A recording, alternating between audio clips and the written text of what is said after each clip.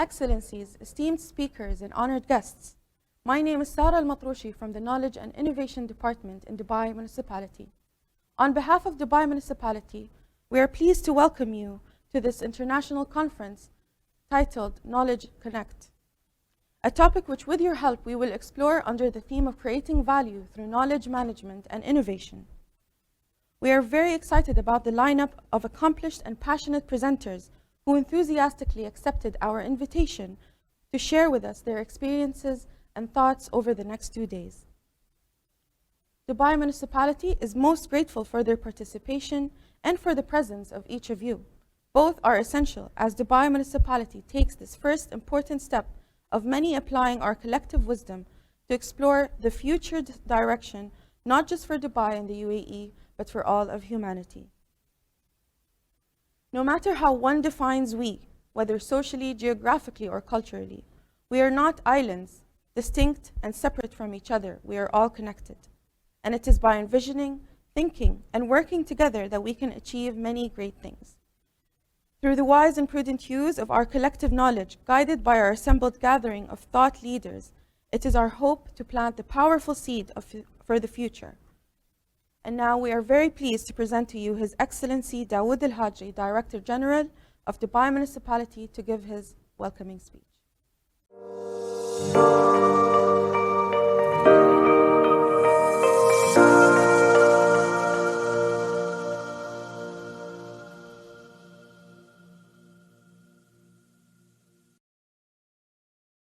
Ladies and gentlemen, good morning.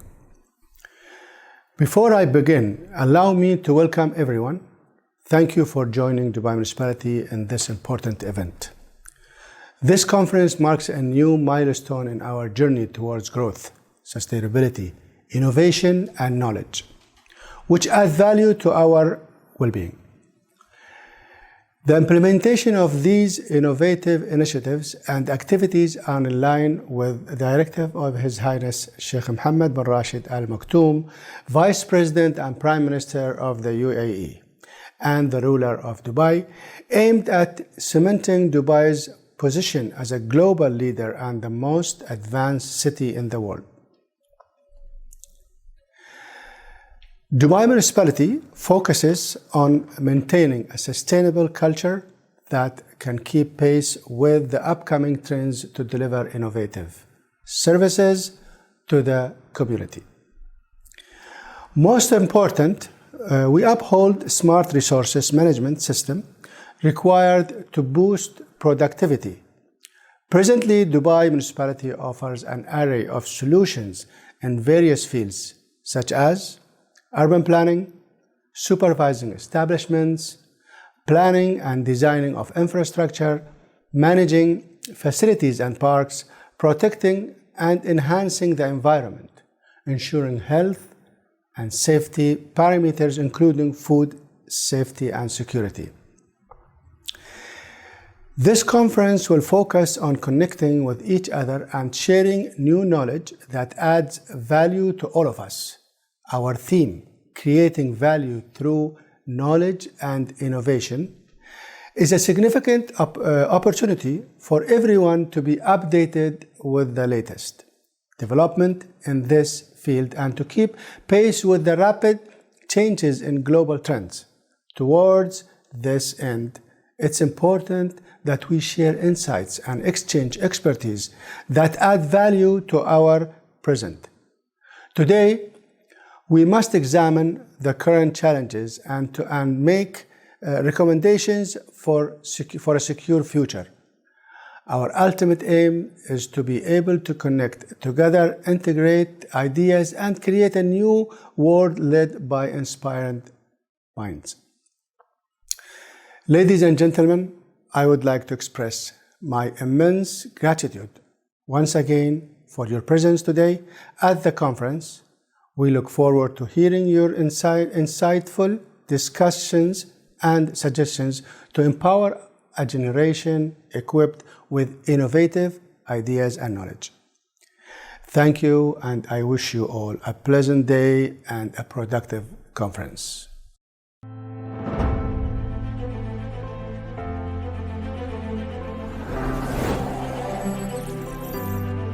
Successful cities are measured by the quality of life and happiness of citizens and residents. Dubai Municipality launches a new strategy in line with its ambitious vision to build a model city by 2030. With a mission to design pioneering municipal services at the heart of an agile, futuristic city. A strategy based on solid values that drive development and achievement.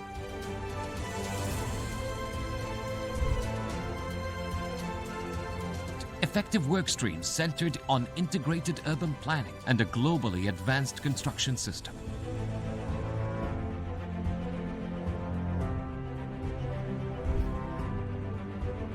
A robust infrastructure that employs cutting-edge technologies for the well-being of residents.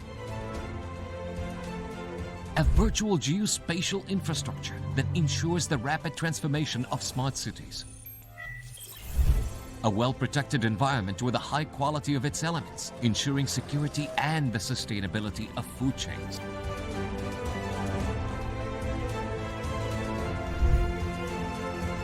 A proactive health system that applies the highest standards of public and occupational safety. Stunning green spaces, smart parks, innovative recreational facilities, and safe beaches that distinguish Dubai.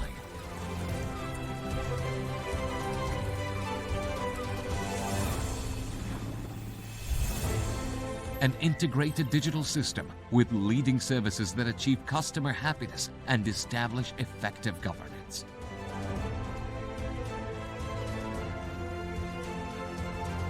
Efficient management of financial resources that ensures optimal use of assets.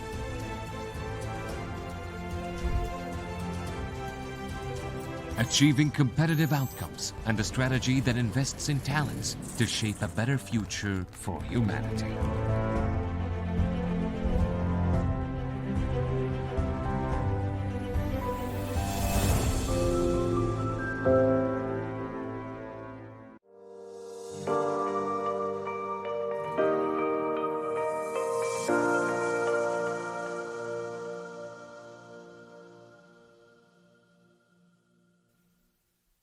Excellencies, special guests, and speakers, I bid you good morning from Dubai. Sarah and Excellency Dawood Al-Hajri, thank you for your very kind and inspiring words. My name is Peter Farrington. I'm a special environmental specialist with Dubai Municipality Environment Department. I'm a nature guy, and I'm very happy to be here with you today, or over the next 2 days, actually. Welcome to Knowledge Connect. Over the next 2 days, we will have a series of conversations with a diversity of thought leaders from the UAE and around the world so we can leverage our collective experience, insights, and creative ideas to empower our present and future generations with innovative ideas and knowledge to help humanity create a new sustainable world. This is really echoing the thoughts that His Excellency just expressed to you. And this is a very important part of what we're trying to achieve, starting today and over the next number of months with your help. Sustainability is a goal we have so often spoken about, but it is something that has been difficult to achieve. Up until now, reflecting on the key messages of His Excellency of Dubai Municipality, it seems to me that we're getting closer to this goal. There are many signs and signals now that we seem to be moving very quickly towards the opportunities presented to us for sustainability. For example, the world is emerging from the pandemic. Each of us is feeling individually empowered and wiser for that experience. Expo 2020, for those who are lucky enough to be there like myself, is blessing us with an endless supply of incredible ideas and insights from the world's most creative minds. It really is a wonder. Finally, there is the blossoming of many innovation and knowledge management tools, techniques and thinking. These are what we will explore with you over the next 2 days.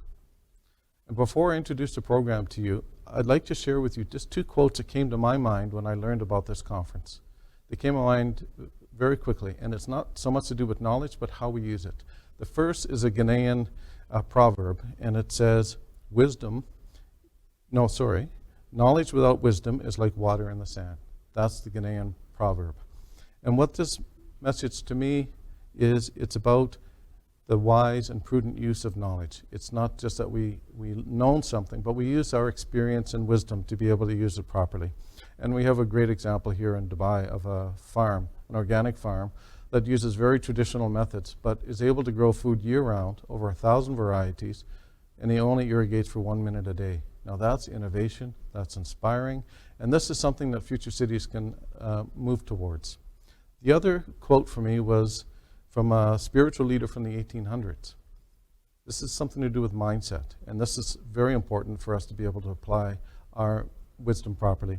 Wisdom, or knowledge properly. Wisdom is the right use of knowledge.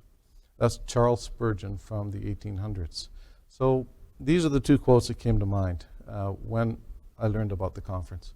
So let me share with you the program for the next, for day 1. So it runs from now until 2 o'clock our time, local time. The first speaker will be Ron Young. Ron Young will be speaking about building knowledge capital, developing knowledge assets, and creating innovation capability.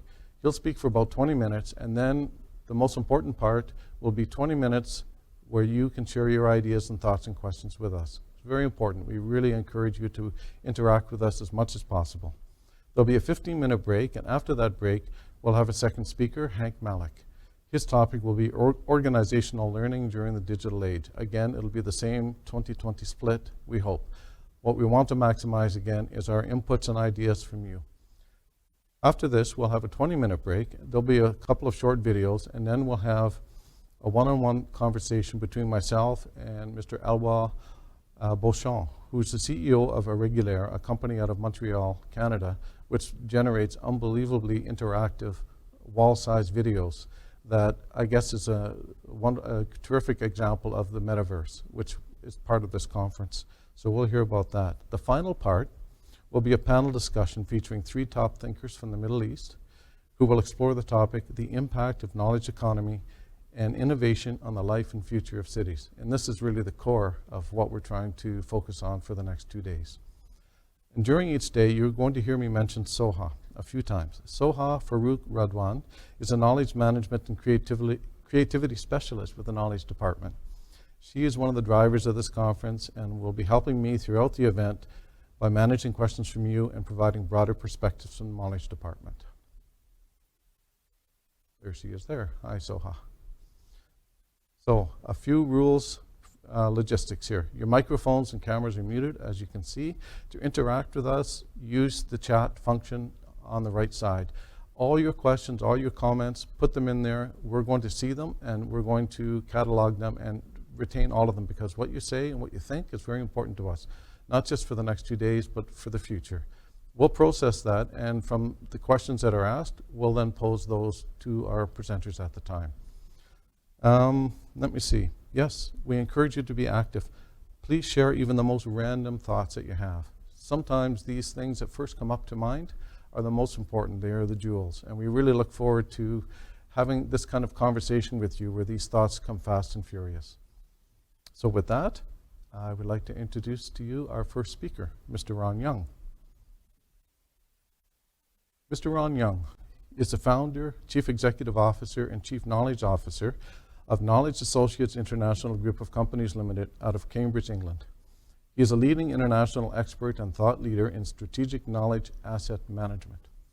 He specializes in knowledge-driven results, developing knowledge strategies, policies, governance models, standards, knowledge systems, and knowledge-driven platforms. He's advised and assisted the UK Department of Trade and Industry Innovation Unit in the production of the UK Government White Paper, UK Competitiveness in the Knowledge-Driven Economy. He has chaired the BSI Knowledge Management Standards Committee and is a member of the ISO working groups for the knowledge management, innovation management, and asset management. Ron lectures at leading universities and consults to the United Nations, World Bank, European Commission, and other organizations. The title of his presentation is Building Knowledge Capital, Developing Knowledge Assets, and Creating Innovation Capability. Mr. Ron Young, welcome to our event. The floor is yours.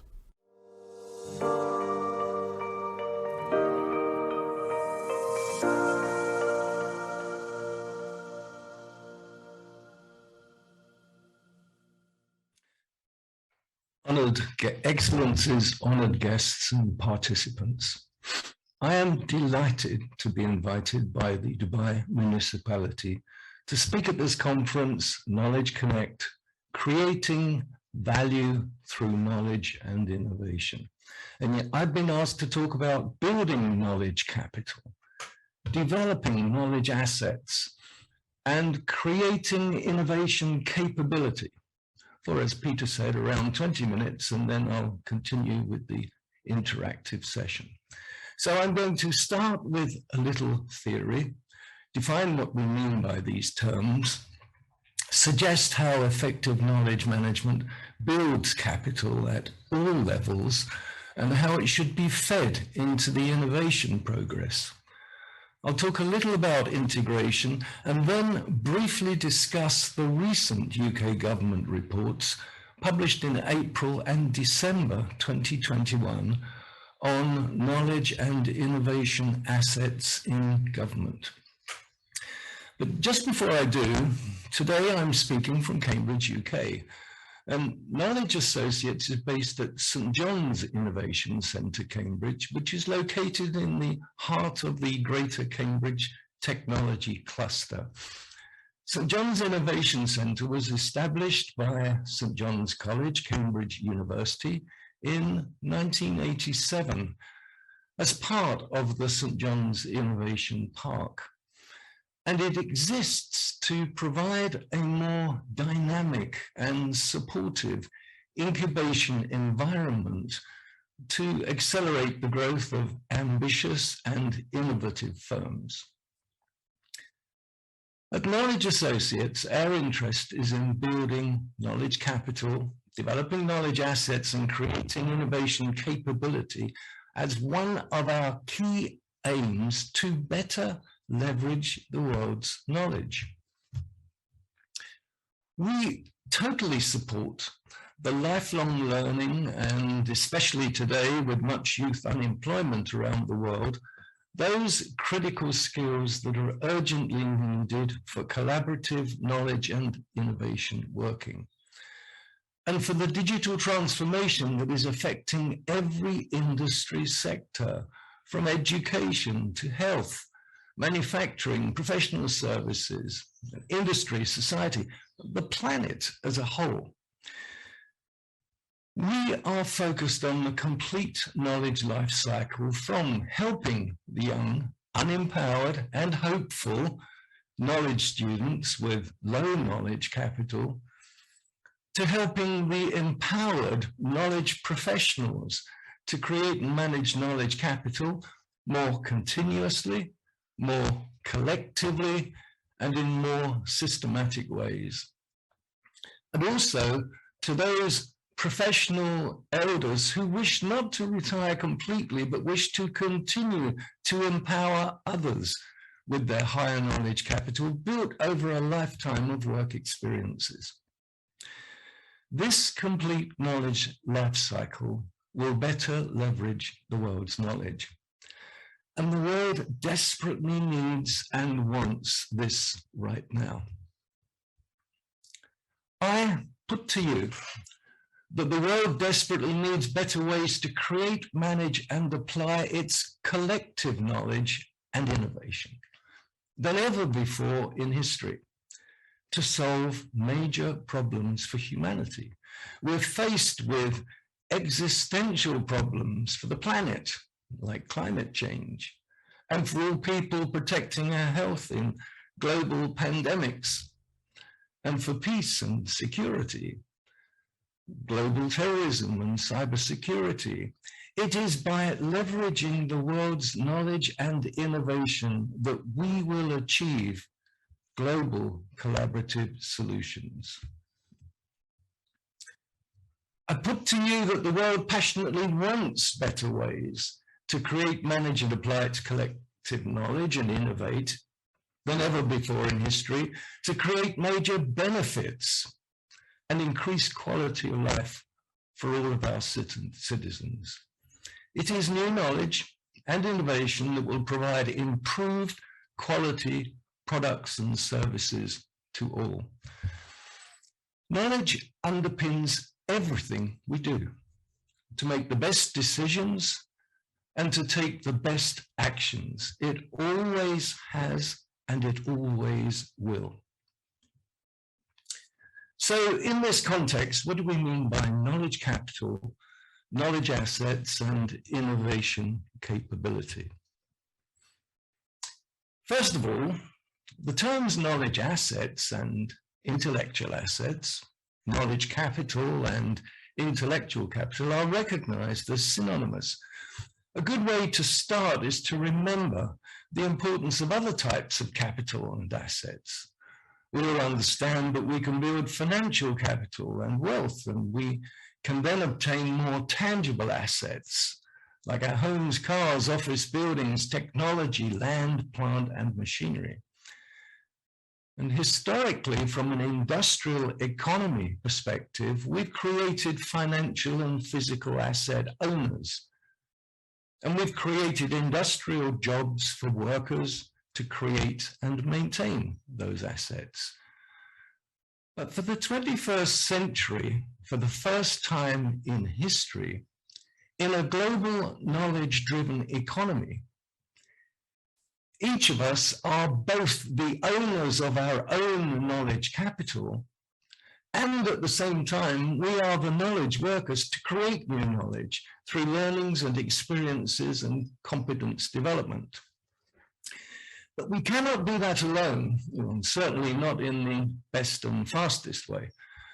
The best way to work fast with knowledge creation is through collaborative teamwork, communities, networks, organizations, and institutions. What emerges from collaboration and co-creation is new knowledge in the fastest possible way.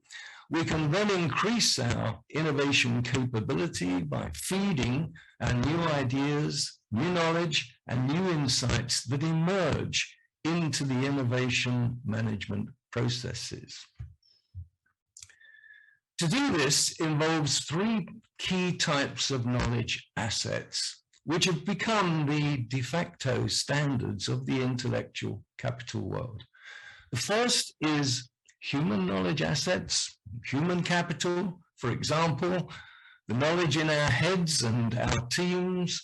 The second is structural knowledge assets and capital, the knowledge and innovation processes themselves, the intellectual assets, institutional knowledge bases, software, tools, and technologies, for example.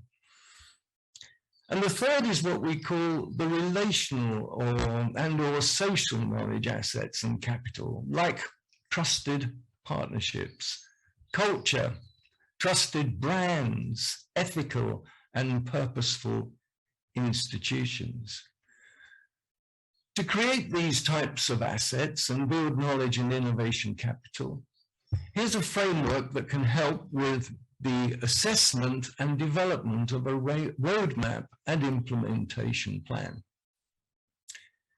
This is a framework that explains, firstly, on the horizontal axis, how building knowledge capital, developing knowledge assets, and creating innovation capability can more naturally occur in organizations if the right conditions are in place. Provided there is sufficient trust, people will naturally want to communicate information and cooperate. This is pillar one. As people in teams build trust together, they will naturally communicate and cooperate better, and will not be able to stop themselves from collaborating and co-creating new knowledge. Research on effective high-performing teams demonstrates this. This is pillar two. Teams that collaborate and cooperate and create new knowledge will learn so much faster than most other ways. And this is in part where effective knowledge management is needed. And this is pillar three. When the new learnings, new ideas, and the insights naturally emerge from all sources across the organization, they can be fed into the innovation management process to create new products and services. This is the fourth pillar. And throughout this process, we are naturally identifying and developing our critical organizational knowledge assets and building our organizational knowledge capital. We do this by integrating each pillar shown on the framework into a more holistic management system. The vertical axis reminds us that knowledge flow is scalable from personal to teams to entire organizations, nationally, internationally, and globally, and helps us with the need to manage these valuable knowledge networks and communities more effectively. The arrow from lower left to upper right does not mean it's a straight path towards achieving excellence, but that this is the direction. In reality, organizations can determine with assessment tools where they are today, where they'd like to be in, say, the next 6 to 12 months. So how can we best do that? Well, one way is to compare the existing team and organizational performance with established international principles, standards, and best practices across the world. For example, the red numbers at the bottom show you for each pillar published ISO standards that will help you determine your current performance. Each of these published standards, which contain principles and requirements, can be purchased for the price of an expensive book as valuable assessment tools in their own right, or they can be implemented far more fully as auditable management systems as may be desired. But although achieving international standards is a very admirable and key objective for many organizations, the key objective must be to go beyond standards to thought leadership and innovation. So here is a simpler diagram that shows an integrated management system that links pillar 3 for knowledge management and pillar 4 for innovation management to build organizational knowledge assets and knowledge capital and achieve organizational results. So for the next part of my presentation, I'd like to move from theory to briefly share with you the work of the UK government with its journey towards better knowledge asset and innovation management.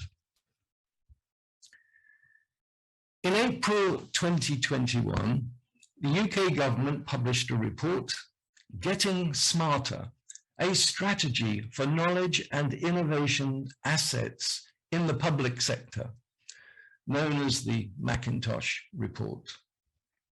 This report, in essence, talks about both advanced research carried out in government laboratories, as well as the many skills and capabilities generated across all government departments, which was seen as a major source of innovation.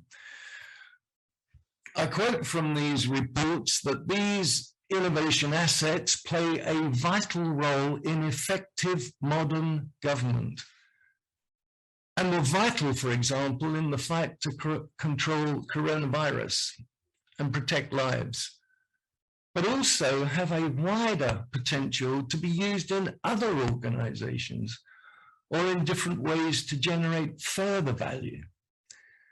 The UK Ministry of Defence and the UK National Health Service are two significant examples.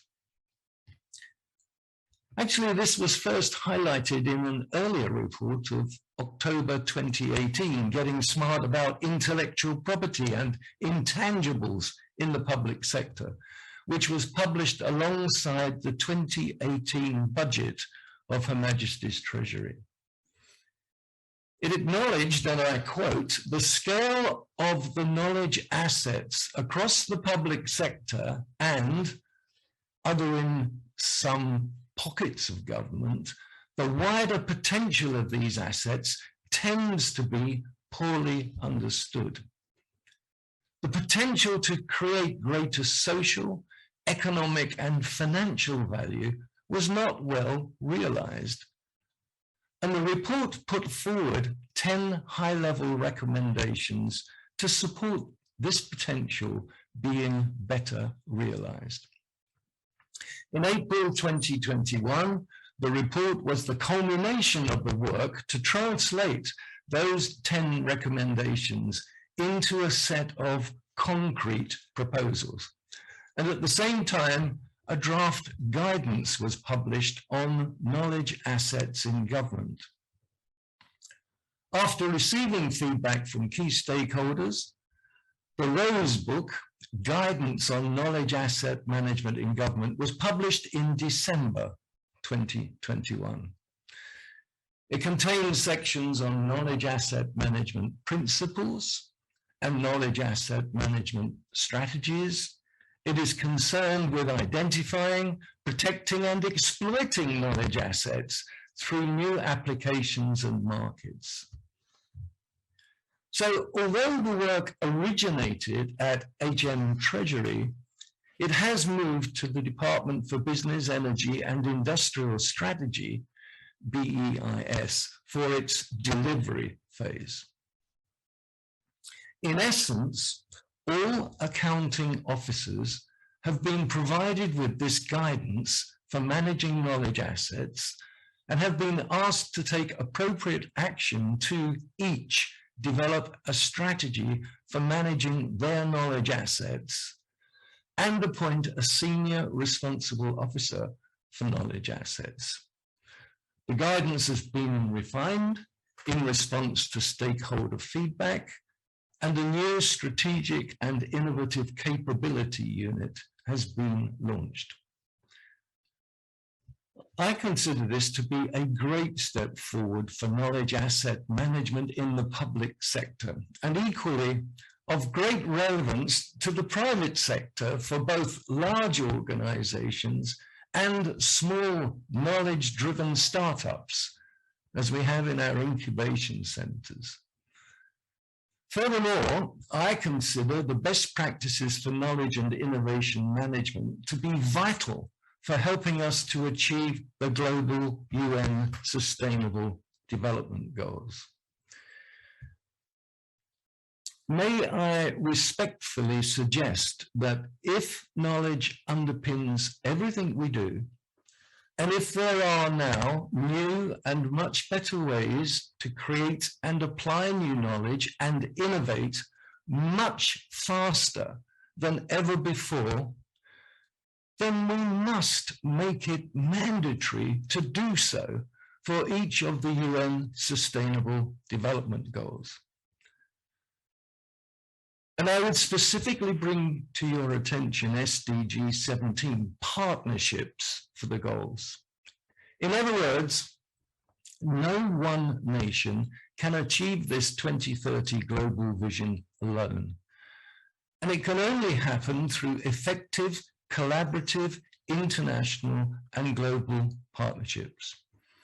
I propose that it's only effective collaboration, Pillar 2 on the 5 dimensions framework, plus knowledge management, Pillar 3, and innovation management, Pillar 4, that leads to integrated knowledge asset management, Pillar 5. So I hope that I may have given you some new ideas and hopefully some new insights into building knowledge capital, developing and managing knowledge assets, and creating innovation capability. If you would like to know more about this work, I can share with you our deeper research into the global knowledge economy, our thoughts on a new knowledge economic theory, knowledge-driven leadership, critical knowledge competencies, knowledge and innovation asset management, and knowledge-driven platforms. But my final point is that the theory and implementation of better ways, systems and tools to build knowledge capital and develop and manage our knowledge assets and innovate and improve our innovation capability will only be fully realized if we manage the transformation well. This requires both cultural and digital transformation to bring about more trusted, more confident, competent, and collaborative networks of people and more trusted systems. Thank you for your attention. Please contact me directly or via the LinkedIn, Facebook, Twitter, or whatever, or our website. I'll stop sharing now. I'll hand over now to the interactive Q&A. Thank you. Great. Well, thank you, Ron. My goodness. There was a lot of material you covered there, a lot of ground, and it's going to take me a while to process all of what you said. I have a number of questions that came up, not just based upon sort of the technical things, but some of the words you use, like trust and cooperation. I think these are really key ones. But before we start the engagement here, I think we should go to our audience and see what thoughts were stimulated by people from the outside. And with that, I've got Soha, who I introduced before. Soha, what have we heard so far? Thank you, Peter. Thank you, Ron, very much for such insightful presentation, actually, and talking about the integration of systems. And based on that, actually, we have a lot of praise from all of our audience, as long as some questions. So I'll try quickly to take as many as we can. So the first question is from Servidia, and she's asking about knowledge management. Is knowledge management from the history could be a time-honored process? And is it right, or what do you think about that, your perception? Let me just be a little clearer. Is knowledge management, did you say, a time-honored? A time-honored process. I think, yeah, she means that if it is already something that it has value from ancient time, and it is not a new thing, you know, so it is time, and we're having, the value of it over time, and now we are talking more about it. So. Okay, yes, I fully understand. Of course, yes. For me, as I briefly mentioned in my presentation, knowledge underpins everything we do. It always has from ancient times. And in fact, some of the thing that drives me is principles of knowledge, because true principles are timeless and changeless. And therefore, some of the principles in ancient times can be applied in business today. And I do remember once I was lecturing in a university, and I put some quotes up onto the presentation. Some were ancient quotes, and some were new modern management gurus. And I asked the professors to tell me which were the ancient and which were the modern, and they couldn't get it right. They are fundamental throughout, timeless. And all that we're doing now, a lot of people say to me, haven't we always been managing our knowledge? What's new here? What's new here is that we can connect with one another and communicate and collaborate in totally new ways that we've never been able to do before. And we can do it more systematically and more collectively than ever before. That's the new knowledge management, but I fully accept we've always been working with knowledge, and we always will. Yeah, thank you very much. It's pretty clear. We have also another question from Bender. He's asking about the integrated framework that you have already explained.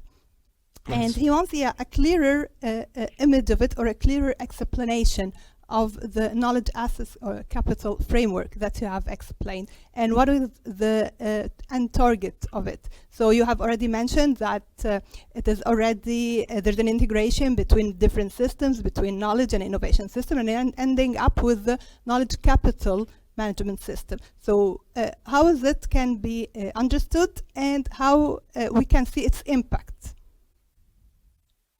Yes, indeed.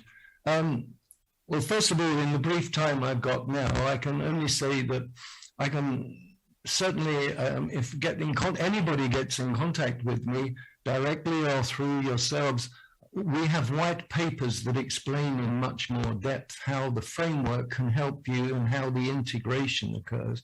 The point I just want to make, I remember I was inspired by the Danish philosopher Søren Kierkegaard, who said, if you label me, you destroy me. What he was saying was that we should be looking at the whole organization in a more holistic approach. It's very natural to look at the parts and dive deeper into the parts so we understand the knowledge processes and the innovation processes and collaboration much better. But we mustn't forget to come back into the whole and look at the whole. And that's what the integration framework does. And for us, the mindset is more about assets that have value. If we want to create value in the organization, we need an asset-centric mindset. We tend to talk about resources. We bring our resources in to do a piece of work. However, when we start to look at them as assets, people as assets, it's not just doing the work, but it's going beyond that and creating and innovating more. So the short answer is contact me and I'll willingly send details, far more details on how that framework could help. Yeah, thank you very much for that, Ron. Definitely, we will all contact you. We have another, we have another question from Muhammad, and he's asking about what is exactly meant by the knowledge assets when it comes to human beings? Right, okay. Well, I briefly touched on that, I guess. Most chief executives of organizations around the world, if you look at their annual reports, large publicly listed companies or whatever, or public sector, will say our people are our greatest asset. But basically, in effect, our people are more like resources, human resources I touched on earlier. What we mean by this is recognizing the ability to work together and to develop faster and to grow faster. Our knowledge as an asset, it's an asset. It's not just, it's been taken for granted in the past. Yes, of course, we have to have the knowledge to do this and that, but now we've recognized it's the key factor of production.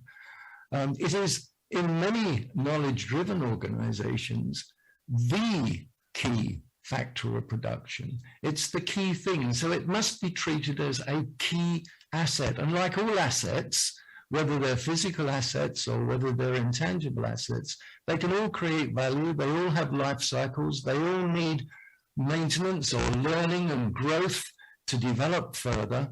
All these attributes, and we can create income from them. Once we have an asset management approach and principles to knowledge, it makes so much more sense to deliver value in the organization. Well, this will take us to another similar question, but the last part of it, if it's an asset, who owns the asset? Right. Well, I briefly touched on that.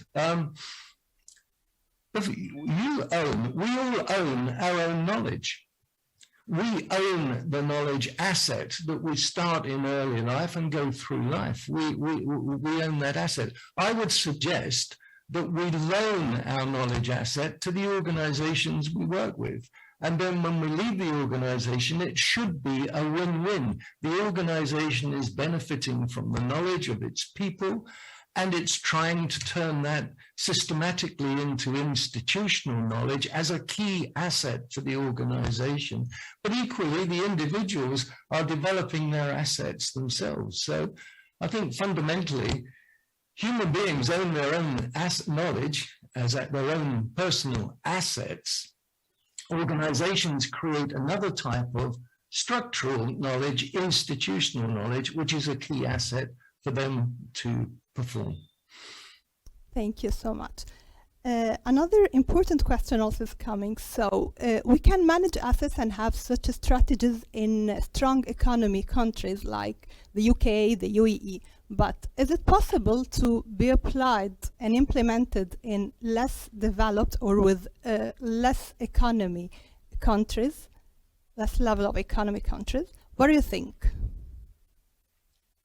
What I think is that it's a question of mindset. It's not a question of necessarily just financial investment. You know, if you take the analogy of telephones, for a long time, the underdeveloped countries could not consider some of the infrastructure of telephone. It was too expensive until the innovative satellite communications and wireless and mobiles, and in many underdeveloped countries, they've even leapfrogged with their innovation and desire to innovate. And it's more of a mindset. I would say that applying an integration of knowledge and innovation as assets, if we get the mindset right, in my opinion, underdeveloped countries will pleasantly surprise us with their innovation and could leapfrog. We don't have to go through the same historical infrastructure that we have with an industrial economy in a knowledge-driven economy necessarily. Yeah, okay, that's a great one. We have another question related to the open access of information. Now we are in the knowledge era and information era, big data and open access. There are some limitations based on that. So what do you think, and what should be the ideal thing? So everything to be open to public, or because you're talking actually about the word, we're enhancing the word's knowledge for the humanity. So we would like to know, they would like to know from your side.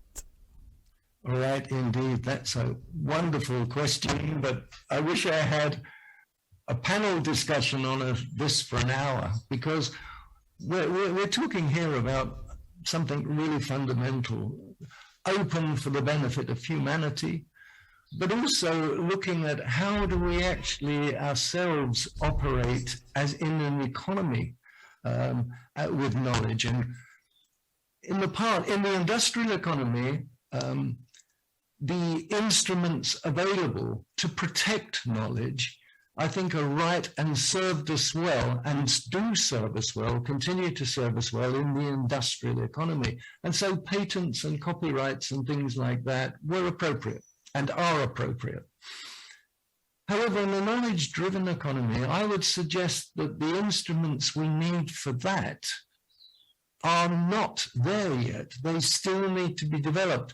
Hence, I briefly mentioned that we even need for the knowledge-driven economy a new knowledge economic theory with new instruments to either protect or to better share based on ethical principles. And it's very interesting with the word trust and ethics, and we've been doing some work a lot with artificial intelligence and automated intelligence systems, and how ethical must they be, and what knowledge do we actually need to better protect, and what knowledge do we need to share.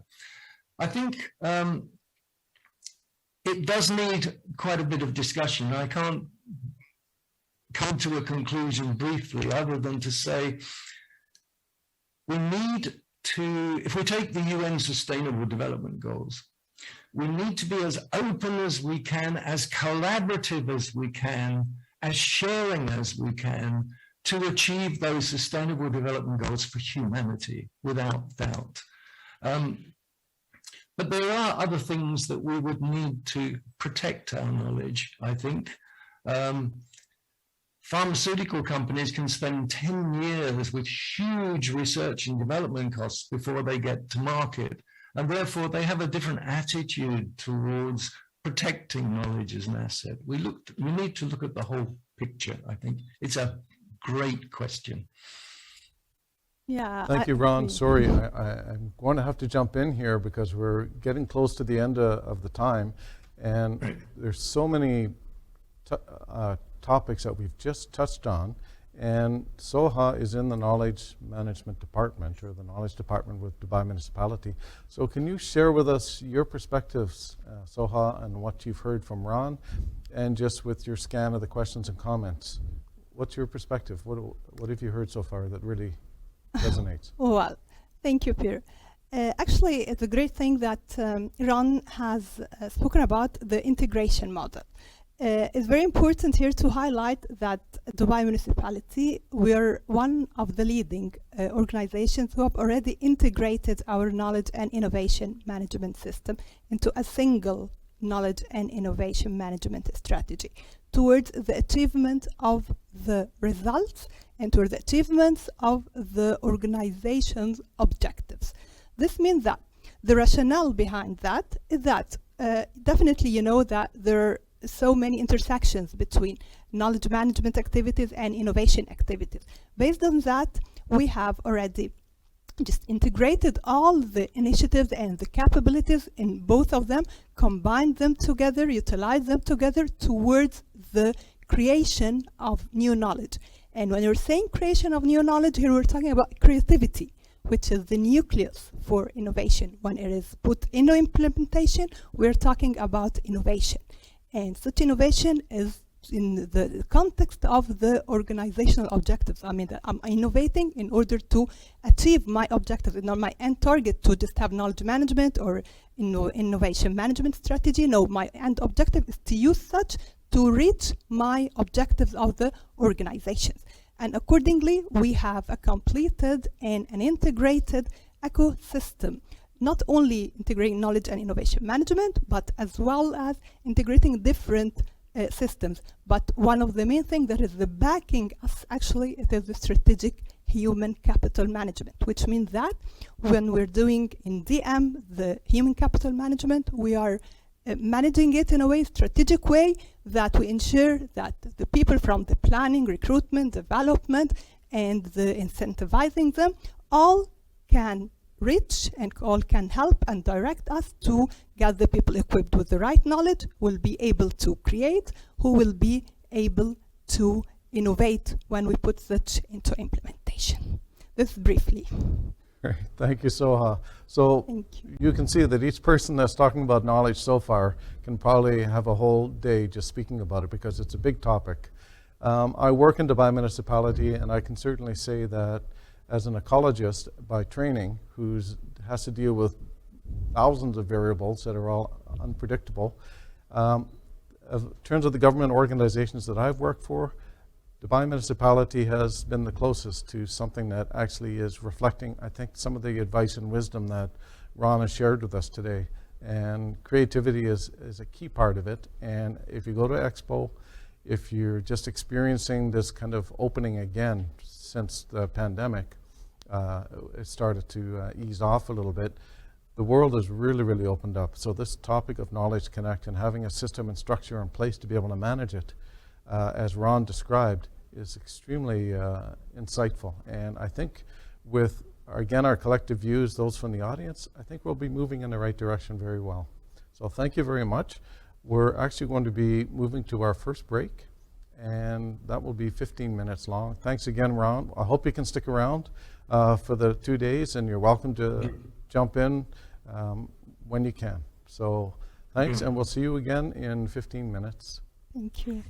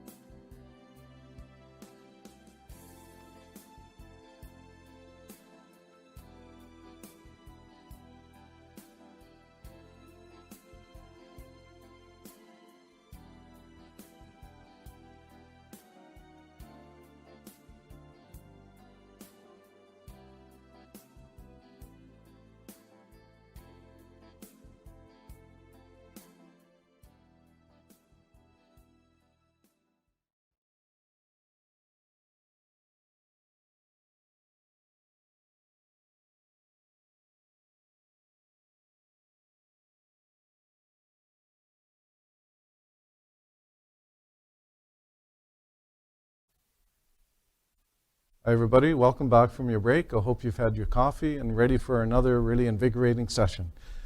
I have the pleasure now to introduce to you Mr. Hank Malik. Hank Malik is Knowledge Management Digital Transformation Specialist and Principal for Hank Malik Consulting in the United Kingdom. Hank has worked for 20 years in the fields of knowledge information, change management, learning, and digital transformation.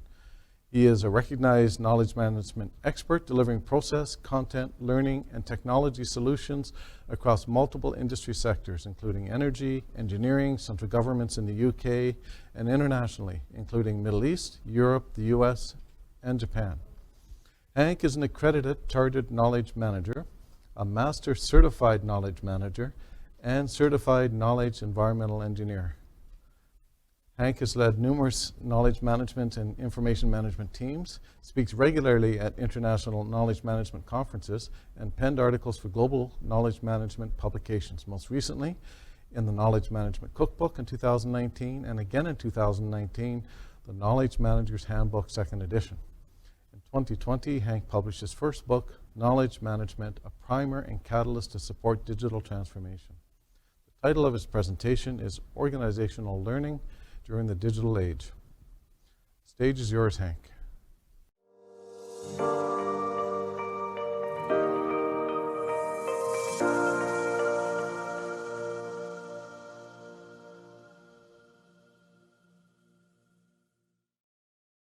Hello and good afternoon, and salam alaikum, and peace be with you. Delighted to be invited to talk here at this very exciting conference. And I'm going to share with you my insights and reflections around learning with a digital age for knowledge management. A great presentation from Ron just now, and I'll be focusing on that middle column around knowledge management, capture, collection, learning, from which we could then create innovations.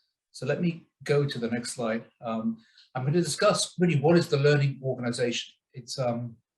It's a really hot topic at the moment, but there's still a lot of confusion about what it is and what it isn't. And absolutely critical right now with the concept of the COVID learnings. There's a lot of talk globally about how we capture learnings in order not to hopefully repeat the same mistakes, and we can benefit from there.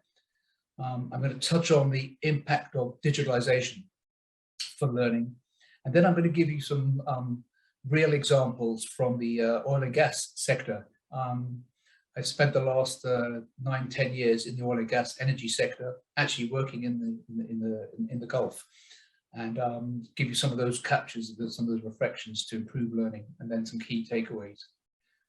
So I'll just skip the introduction. Thanks very much for that. I think one thing which I'm finding there is that my actual background actually was originally in learning. From instructional designing, development of the early computer-based e-learning programs. And there's a real marriage between learning and knowledge management collaboration.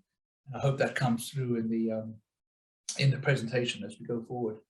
So really, just kicking off, what is the learning organization? And again, as I said, you can ask many people what it is, and you'll get many different replies. Some of the things which I've just captured in some of the work I've done, I've just shared with you here. One is around, it's actually facilitating learning to help transformation. So it's capturing and identifying knowledge, learning, so that we reflect and create new insights and we innovate. So knowledge management in itself, knowledge is something very static. It's in the present. But if we can capture the learnings and the insights, we create innovation behind that. And really, it's a simple truth that learning needs to take place. It has to be essentially an element of development. But really, what's the reality? And actually, for most organizations, governments, public sectors, this is a very well-used slide in the knowledge management world, but it actually shows that really we do terribly bad at capturing learnings. Most organizations don't learn, they fail, they repeat the same mistakes. And that they continue to make the same incidents continue, particularly in oil and gas.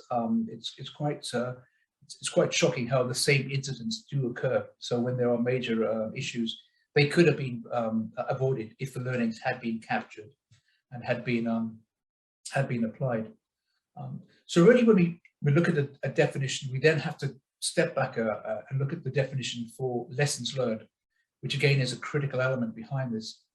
And I just wanted to share with you a couple of pieces of work where I've done some research in from good definitions of what learning is. The first one is around, it's a good practice or an innovative practice, but it similarly could be a practice which didn't work, and we need to capture the benefits, and then we need to capture the insights and the learnings from them. Another one, it has to improve a function. Just doing lessons learned for the sake of it is a pointless exercise. It needs to have an area where we can improve and take forward future learnings on an ongoing process. So this is the concept around learning before, during, and after. And I'll share with you this slide here from two areas. The one on the left-hand side is very much quite a common approach within oil and gas, that we learn before, and we learn during, and then we learn after. And in the research and in the projects I'm working, we're pretty good at sometimes learning after, but that's after the event. So after an event or an incident, we capture the learnings. But I'd argue that's actually too late. So we should be capturing before, or even certainly during or even before. And it's the before piece where we fail miserably at trying to catch learnings. So project A learning from project B, to ensure we don't make those the same mistakes. And I'm just showing you there's quite an interesting little resource you might be maybe familiar with, which is Natural Health Education England, where you can actually pick up some very useful resources, hints, tips, tools about knowledge management and collaboration. So again, I'd advise you go to that site, and you may pick up some interesting elements behind that about the learning process and the learning cycle. But let's now look at some of those impacts that affect learning before I come on to my case study. So really, with the impact of digitalization, it's a whole game changer, the way this is going to affect learning and knowledge management, so that mundane and operational tasks will be taken over by digital tools. There's a whole concept about humanizing digitalization. So we hear about it from many aspects, but it's that constant element about the people element is so critical for the digital transformation piece. And a lot of the presentations and articles I've read from the big consultancies house, they're actually ignoring that piece. And I think that's something that they really need to capture and focus on. And some of the other exciting things which could really help us in this field are things such as knowledge graphs, which are now the automated versions of social network analysis, so that we can actually begin to understand where our learnings are, where our expertise lies, with real machine learning to understand where those real nuggets lie. And of course, there is the whole data mining, data analytics piece around harnessing cognitive discovery. So for one example, I worked with one major oil company where we captured many thousands of learnings from our oil fields.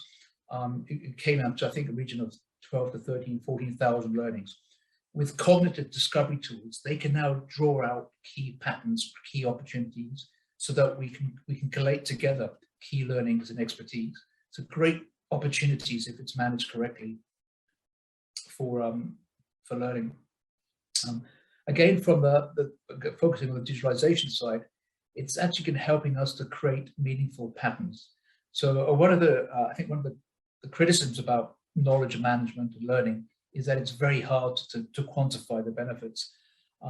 So again, I think some of the really exciting opportunities are using some of these business intelligence tools to create meaningful dashboards, scorecards, to show real performance generated from lessons learned. And again, we shouldn't forget the great work that's done in Lean and Six Sigma, because they can help guide us in into an operational viewpoint behind this. And then one thing which I feel quite passionate about is digitalization can really help with the whole branding, communication channels, particularly for knowledge and collaboration. So it's looking to actually develop patterns, development structures, develop the communications. And communications is so critical to improve knowledge, collaboration, learning.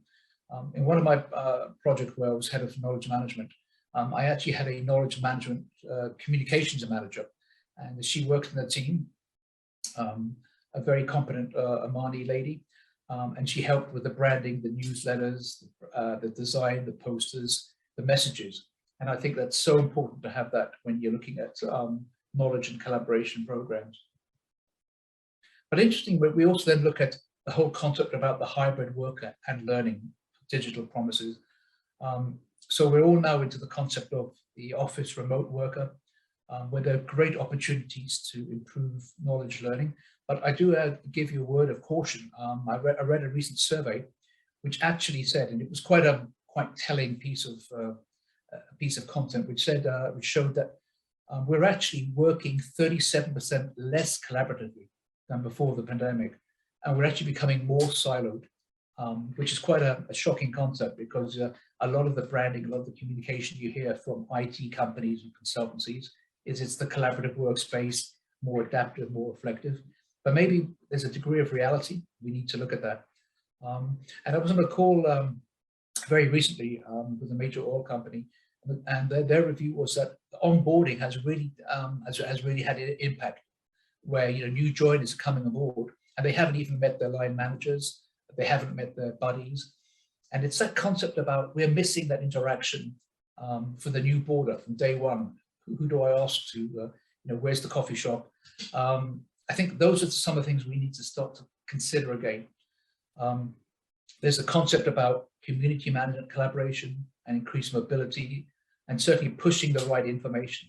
So I think there's a real opportunity to start creating bite-sized chunks of blended learning, blended knowledge at the right time. So some quite interesting concepts and ideas that we can share about the knowledge environment. So I hope that's a bit of food of thought from some of my reflections. I now wanted to share with you a real practical approach from my time working in the Gulf from a lessons learned perspective for learning organization. And I think before we started that, again, something I'd advise you to do is to consider having a framework for knowledge, learning, collaboration. This is a very high level framework. And it shows about the key building blocks and components around data, collaboration, expertise, and then I've highlighted learning. So within my experience, I think some of our biggest opportunities and some of the biggest benefits we've achieved comes from the learning and best practices, and that's then supported by enablers and of course technology and digitalization. So really consider having a framework, and one of the takeaways is having it on a page, so that can easily be explained to both the new graduate, the new student, as opposed to the expertise. So that's an important takeaway to offer to you.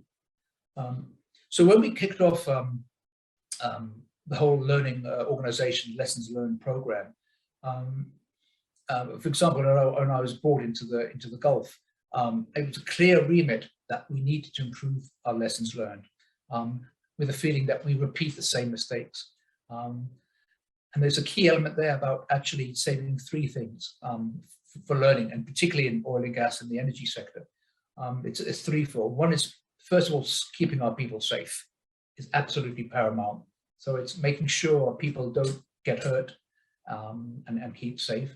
Second is supporting our assets. So again, as I'm sure you well know, and maybe some of our attendees come from the oil and gas sector, assets up in the value of billions of dollars, keeping those assets safe. And thirdly, and I'd say just as important, is the environment, keeping the environment safe. So that was my start of a 10 for capturing learnings from to meet those three objectives. The concept of stopping repeating the same incidents, reducing cost, making things more effective, and improving learning behind the concept behind that. And right at the bottom, a key element which I know is affecting the energy sector, and indeed a lot of the, I think in the industry in general, is about capturing our departing knowledge. We're now in the cycle now where the baby boomers are starting to retire. Many thousands of years of knowledge, as Ron said, is the tacit knowledge, is now leaving. And it's critical that we offer solutions and we offer approaches which will allow us to capture the knowledge in effective ways. The approach we adopted was gaining director and project leadership support. We focused on some very high profile oil projects in the field, and we captured current versus past issues, insights. We mapped policies, procedures, and we actually went out to the oil fields. So and that's something I really enjoyed. I went out with my team, and we actually captured lessons learned in the desert in 120 degrees heat, working with oil specialists, and they really welcomed that. So you start to generate that I call it that knowledge buzz to capture key insights. So the technology we used for these programs was predominantly SharePoint with MS.NET, and we created our own solutions. We created a learning knowledge base, which became from which we got global recognition for, allowing our staff to share learnings, adapt learnings, and then we challenged a lot of those issues we had to come across, such as engineers. They love their spreadsheets, and we had to wean them off that to get them onto a web-based portal solution. So that was some of the technical challenges behind that. But we actually we overcame them, but by showing real benefits, and I'll share that in a moment. So having something called, I call it a killer app, is absolutely critical for capturing learnings, knowledge, from which we then adapted and took real business performance behind that. And so some of the benefits we achieved, very practical benefits, was reducing the number of incidents is absolutely critical behind that. Embedding learnings and embedding key knowledge into standard operating procedures. And I think that was probably one of the biggest game changers, where a learning nugget between project A and project B actually achieved, not only cost saving, but also helping us to improve the processes. And I thought this was a real game changer for us moving back into a learning-based organization. We achieved millions of dollars of cost savings, cost avoidances from projects sharing learnings. Example would be one vendor was used that saved the organization 6 months of production time, cheaper, faster, better quality standards.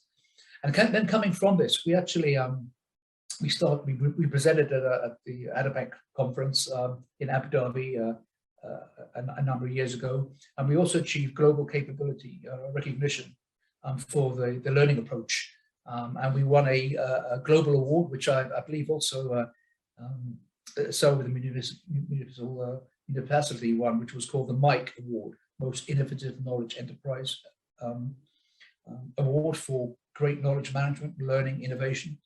And if anybody has interest, please feel free to contact me, as I'm an assessor for the region, and I'm happy to give you some guidance if there's something you'd like to take.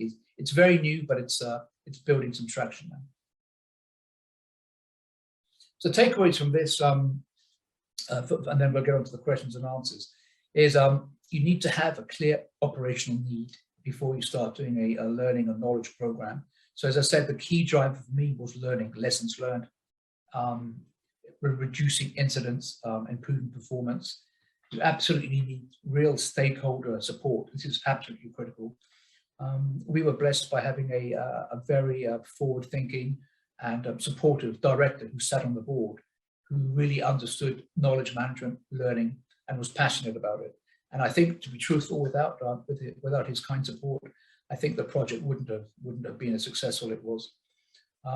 You need to communicate. It's absolutely critical, and communicate shamelessly. So as I said, we pushed our learnings, we pushed our best practices through newsletters, through magazines. We wrote articles in 4 major knowledge management books around the world, attended conferences to help improve the knowledge sharing behind that. Have a framework is absolutely essential behind that. And then again, lovely section into Ron's previous presentation about, from the managing the learnings, we capture valuable assets. And then absolutely, it's so important that we protect them, we nourish them, and we reapply them. I wrote an article for the knowledge management public sector for a book a couple of years ago, of which we took case studies from Dubai about the great work that the municipality is doing, the Dubai police, around capturing assets and reimagining them. It's critical to have SMEs on the program. Subject matter experts they're the heartbeat for capturing the assets behind that. And also then having a killer knowledge-based app. It's absolutely critical that it works. You can badge it as your own and then sell it shamelessly. Be very proud of it. Achieve benefits. Again, I really identified that we were really having success when we could actually package, share, and communicate benefits to the board and to our stakeholders, that knowledge was actually achieving real tangible benefits in both processes, in value, and in health and safety. And again, as I said, communicate and celebrate the success. It's absolutely critical. And let's enjoy those events where we can celebrate and move forward. So I think that's my little snapshot on learnings and knowledge management. Hank, thank you very much. That was really interesting. As you were talking, I think I'm done. Yes, I believe so. So can you hear me, Hank? Okay, can you hear me, Peter? Yes, I can hear you. Okay. All right. Okay, so there's the part about communication you were talking about. So we've got that established. Thank you for your presentation. It was quite interesting. And actually, as you're talking, I was thinking about actually one thing, or two things actually. Lessons learned. What lessons, and I'm not expecting an answer because we need to go to the audience, but what lessons do you think we might have learned from the pandemic so that we don't repeat this situation again? And the other thing that came to mind as you were talking was also, for me, back to Ron's presentation about mindset. To what extent is mindset important in terms of repeating or not repeating mistakes? So these are just thoughts for you I'm throwing out there, but I'd like to actually shift it over to Soha and to get some response and input from the audience. Soha, over to you.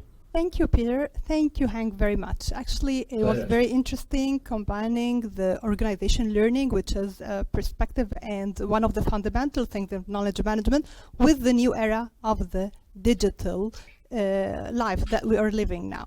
So me too also, actually, I have many questions, but let me go to the audience first.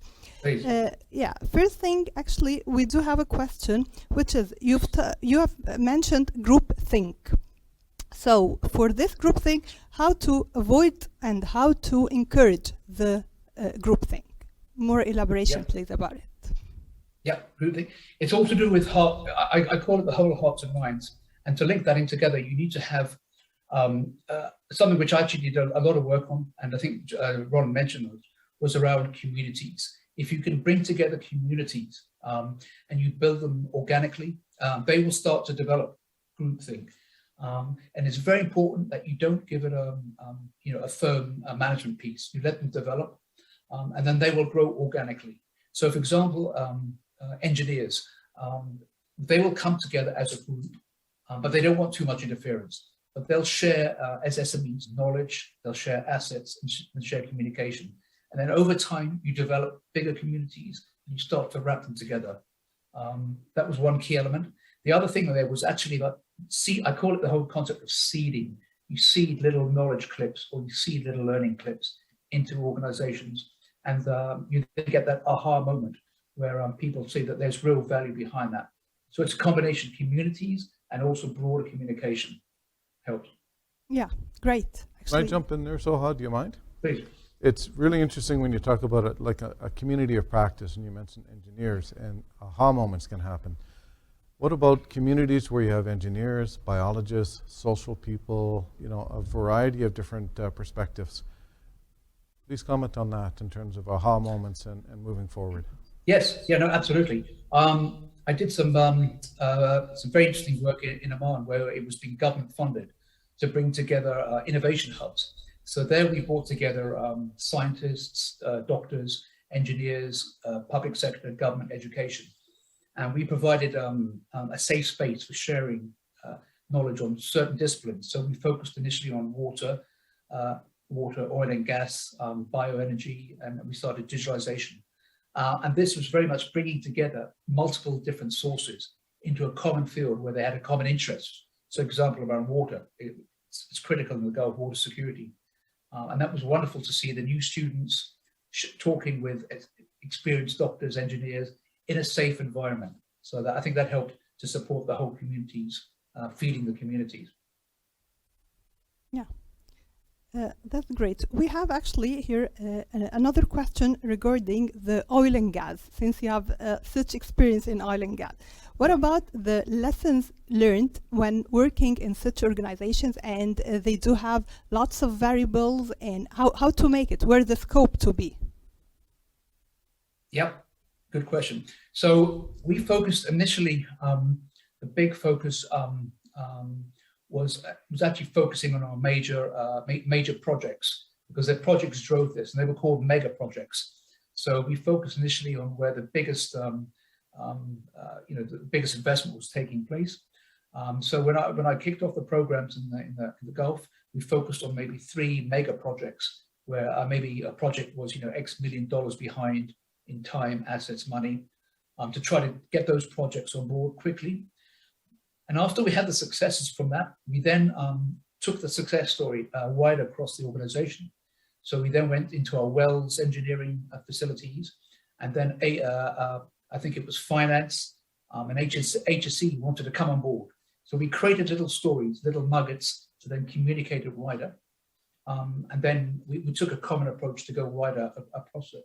But key to the success of that was having a structured approach, structured process steps. To identifying the learnings, capturing them and sharing them.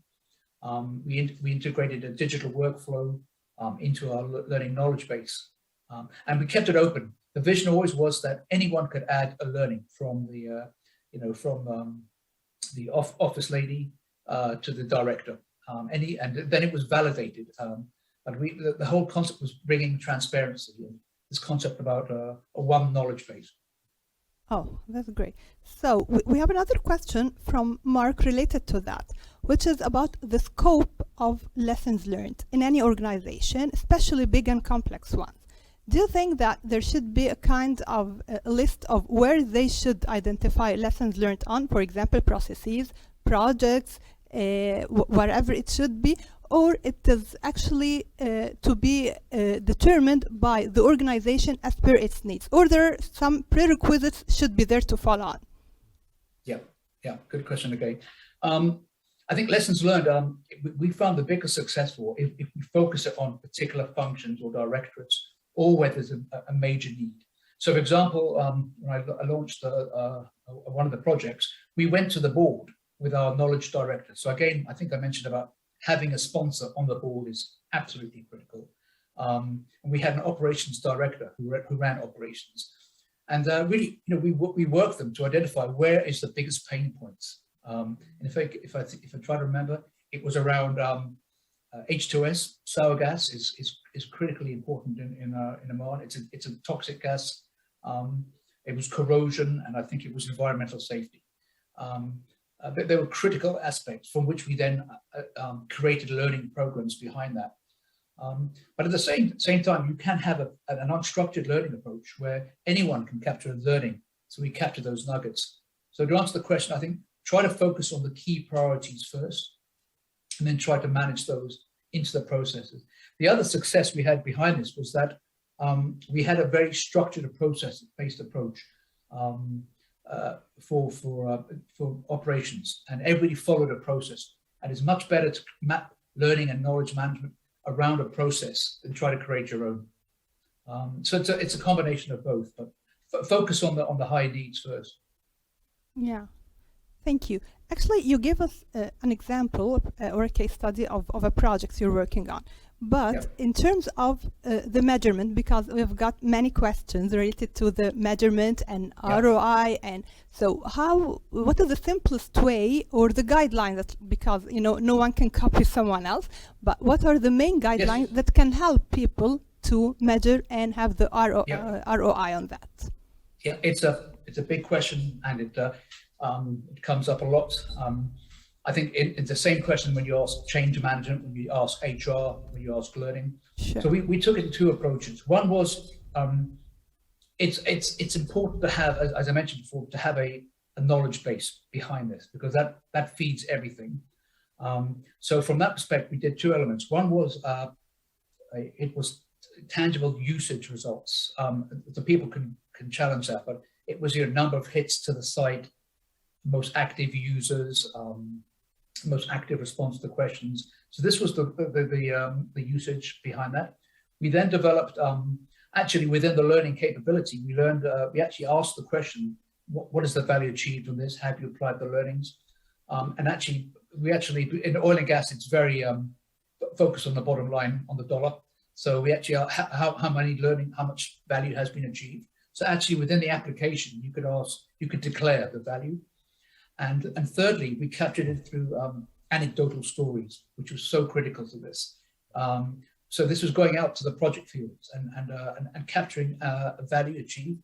And a lot of this wasn't written down. And then we had it validated by project directors, project managers. So we captured we captured stories with a quantifiable value behind it, which then had to be validated from learnings. And we had some really nice examples of that.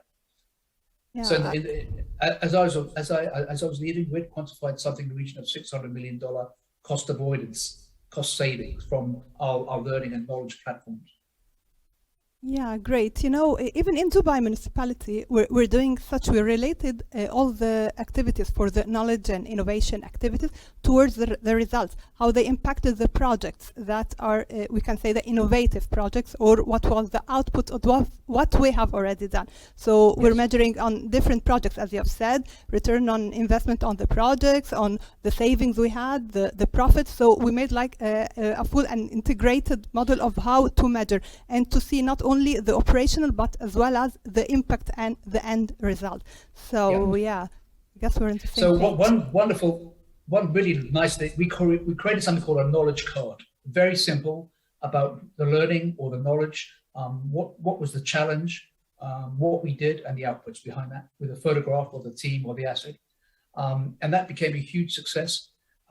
We actually took the idea from, it was actually, if you look back, it was from Ford, created the concept of the best practice asset repository. And the concept of knowledge card was something which really hit home. And then we distributed those. And it's part of communication and branding, as I mentioned before. Yeah, that's great. We do have a question here. In the digital age, some people mistakenly believe that in the digital age we will get rid of the human element, or the digital age will override the human element. So what do you think about that? And because the person who wrote that said mistakenly thought. So it is against that. Yes. So from your point of view, yeah, where is the human element? Where is the digitalization? What can both together and to the integrating both together to the best results? Yeah, no, good observation. No, absolutely. I strongly believe that digitalization has got many promises behind that. A lot of that, I spoke at a digital conference last year, and one of the takeaways was, you know, it's a bit like, I'm not sure that if any of you remember Lotus Notes, and I know that David Gertin is on later on. We actually just missed each other at Lotus quite a few years ago, but Notes was a great example of a tool looking for a solution. It was way ahead of its time. You know, it was even there before Netscape and before the browser. And I resonate digitalization to that. You know, there are many bit solutions now coming out, but they're looking for solutions to fix as opposed to the pain. But none of that will actually work without the whole, as I said, the humanizing element behind that. And that's to do with looking at the people organizational change element to ensure that. And in fact, of all the big consultancies that have presented to me, I think the only ones that were really jumping out in the last year or so was a McKinsey report, which showed that it comes under organizational learning and change. They actually had that in their framework. And that was one of the first organizations I saw that had it. So I strongly believe you need that piece. And I think within that was HR, learning, knowledge management, and organizational change. And you absolutely need that element. So I fully support that concept. You need that. Thanks, Hank. Sorry, Zoha, and sorry, audience. We're just at the last few minutes of this presentation. But I did have a question for you as well, Hank, or a comment, actually, Please. an observation based upon Dubai Municipality. It's in terms of what we've heard about so far is a lot of it's organizational and a little bit abstract, probably for many people. What we have here and what I really like about Dubai Municipality is the fact that we have a system called a suggestion system.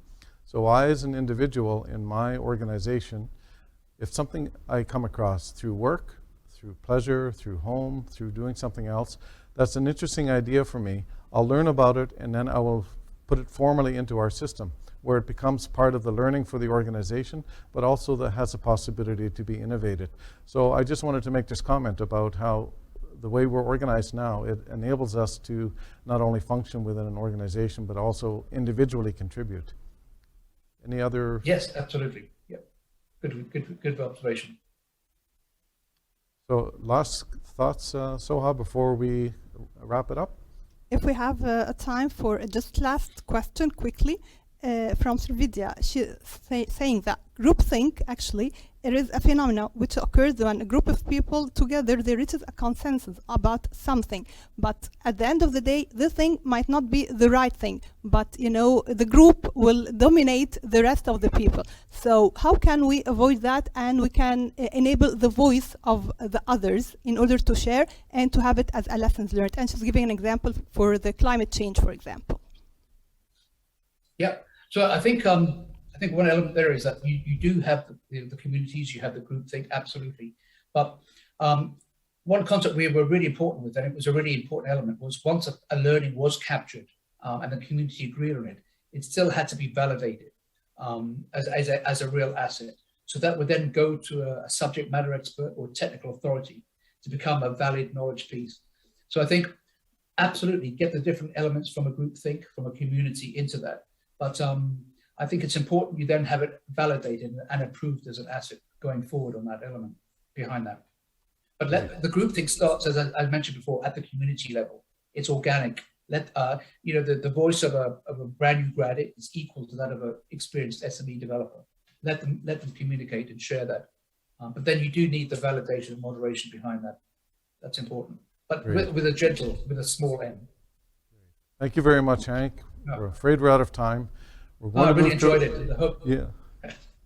Yeah, thanks for being here. It was really great. I hope you can stick around as well. Ron said he was going to try. And we're going to move to a break now. And please, if anybody has comments during the break at any point, just throw it into the chat box and we look forward to listening to it. So thanks again, Hank. Thanks, Soha. Pleasure. Have a great conference. Thanks. Thanks, you. Hank. Bye-bye. Thanks.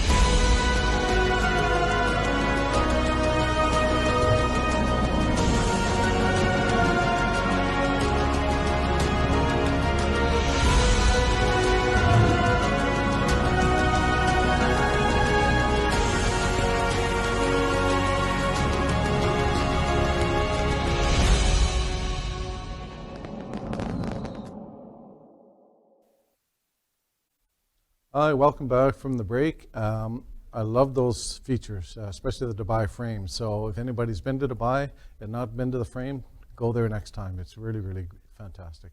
So those are just a couple of examples of some sources of inspiration that you can get when you're visiting Dubai.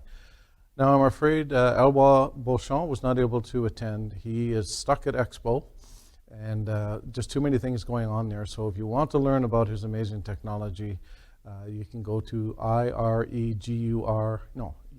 irregular with one R, one L, .io, and you can get some information about Elwa and this technology. So let's move on to the panel discussion, which is the final main event for the day. And the title of it is The Impact of the Knowledge Economy and Innovation on the Life and Future of Cities and the Preparedness for the Metaverse. So these are two huge topics that, again, if you're in Dubai, we're seeing it every day. But this is really, I think, going to be a very interesting panel discussion. So the panel is composed of leading experts in the government field in the Middle East, and I'll list them to you. Dr. Aisha bin Bishr, Vice Chair, Imar Development Board. Dr. Khalid Mustafa, Official Permanent Representative of the Ministry of Planning and Development in Egypt. And Dr. Asma Nuseri, Excellence Expert in the Dubai Government and Excellence Program. The panel moderator will be Mr. Izzadeen Khalifa. Izzadeen is the founder and Chief Executive Officer of Comms Compass, a Dubai-based 360 marketing and corporate communications consultancy launched in 2015. He is an entrepreneur, corporate communications, marketing and reputation consultant and trainer. For over 17 years, Izzadeen has specialized in inspiring people and organizations to communicate naturally, effectively, and innovatively. The panel is all yours, Izzadeen.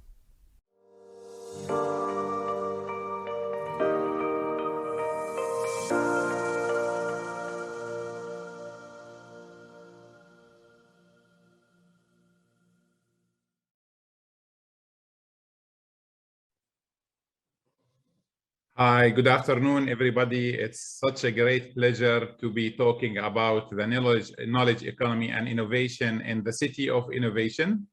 So a great video we've just seen before we start the panel, and thank you so much for the introduction.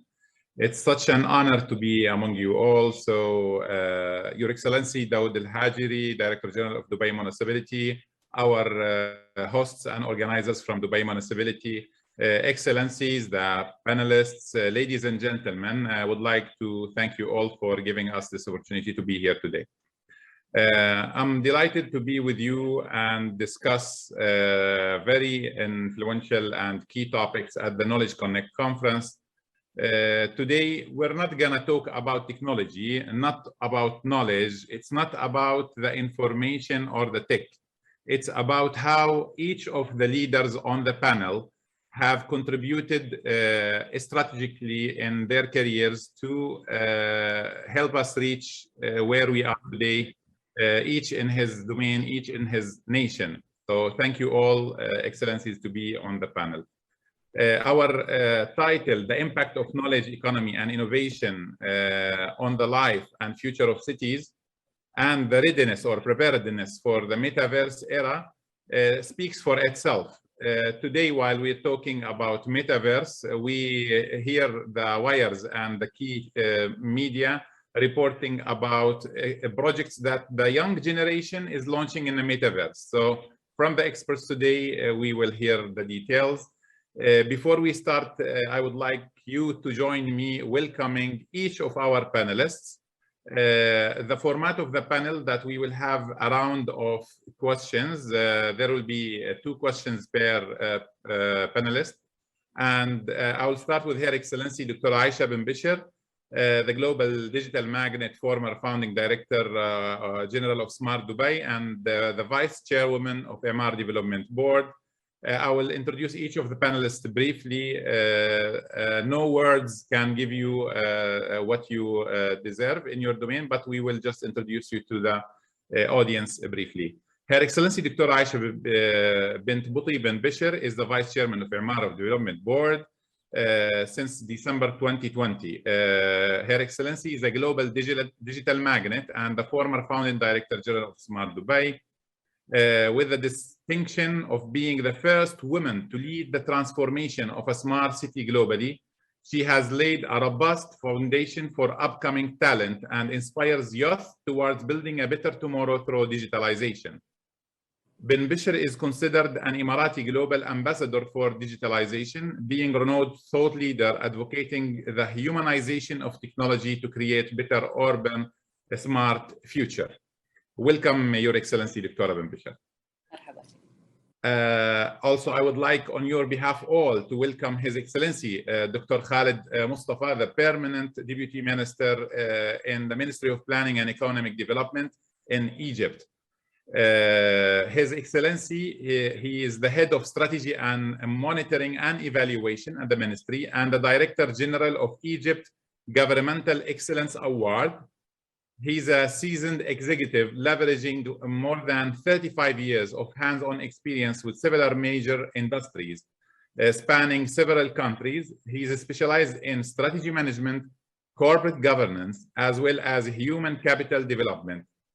Also, he's a board member of various committees such as Acro Misr Formwork, Misr Insurance, Iwan Real Estate Development, Friedel, and many others. Welcome, Dr. Khaled. Thank you for being with us today. And last but not least, it's quite a pleasure to have Her Excellency Dr. Asma Nusayri. We have a very interesting story, in my conversation with Dr. Asma before. She is the holder of the first ever PhD in knowledge economy in the Arab world level. She's the knowledge economy expert, and she's an excellent expert in the Dubai Government and Excellence Program, and she's an author and researcher in the field. Welcome, Dr. Asma. Okay, so now we'll start with the first question to try to understand what and where we can contribute to the topic of our conference today. Your Excellency, Dr. Bimshar, Smart Dubai and the digital experience of Dubai, it became a milestone in the history of digitalization. So how did you build knowledge economy and innovation in a smart city like Dubai? As first of all, I would like to thank Dubai Municipality to host the Knowledge Connect and inviting me and my colleagues to this platform. I believe we need more of such a platform to share our knowledge and our expertise to others, so to complement the month of innovation in UAE. And before I tap into how I built innovation and knowledge economy enablers into the smart city DNA, I'd like to remind ourselves that innovation is a strategic pillar in all what we do here in UAE. Our leadership aspires us, and a great testimonial for that is what's been launched at the start of 2022. يعني His Highness Sheikh Mohammed bin Rashid Al Maktoum, the Vice President, Prime Minister, and ruler of Dubai, launched the Great Arab Minds Initiative in January 2022. And when he said, great minds build Arab civilization, today I believe we have the talent to build better world. Through such initiative, His Highness Sheikh Mohammed highlighted how strategically knowledge economy is driving our nation aspiration. And I do believe that innovation is a core component, not specifically of what I've done in Smart Dubai, but in general in our nation. So as if I go back again to your question, I would say for me personally, the future of cities relies on nations' strategies that touch people's lives. Cities should always be built to cater for people personal and professional needs today and the future. And that's why today, when we do any project, if we do have that kind of a strategy from a nation level, to become much easier for leaders and executors in any city organization to align with that strategy. Innovation was and still will be as a strategic pillar when it's come to Dubai digitalization journey. We started this journey in early 2000, and until today, whatever we build from platform and systems, programs, it's all catering to have a proper knowledge economy foundation in our government and in our city. The initiatives that been built in Smart Dubai, as I said, took innovation as a main pillar. And when we talk also about the future and digitalization, having a data at the center of what we've done in Smart Dubai was part of opening such kind of economy to everyone to be sharing the knowledge. That's why we built Dubai Pulse at the back as a backbone for our city, wherein the data is shared among either government or public and private sector, depend for sure on the classification of those data. And I'm really proud to see how different departments and different even researchers and entrepreneurs are using such data to infuse their businesses. And also, if you may allow me to just give you some examples of specific projects that we've built in Dubai, such as in 2017, we launched a City AI Lab. And the idea behind it is to attract startups, attract individuals from the government to search for challenges in our government and see what kind of AI solution we can develop for it. Also, there is like the accelerators that we've managed to launch. One accelerator, we launched it with the Future Foundation, wherein again, many solutions graduated from those accelerators. Today, they are up and running, catering for the government, and came from startup entities either based locally or in our region. And the second accelerator jointly launched with the Silicon Oasis Authority. And similarly, many startups graduated from those accelerators with projects that today are up and running, serving different sectors, whether it is mobility or education or health. Also, talking about the knowledge economy, the most important component in such economy are people.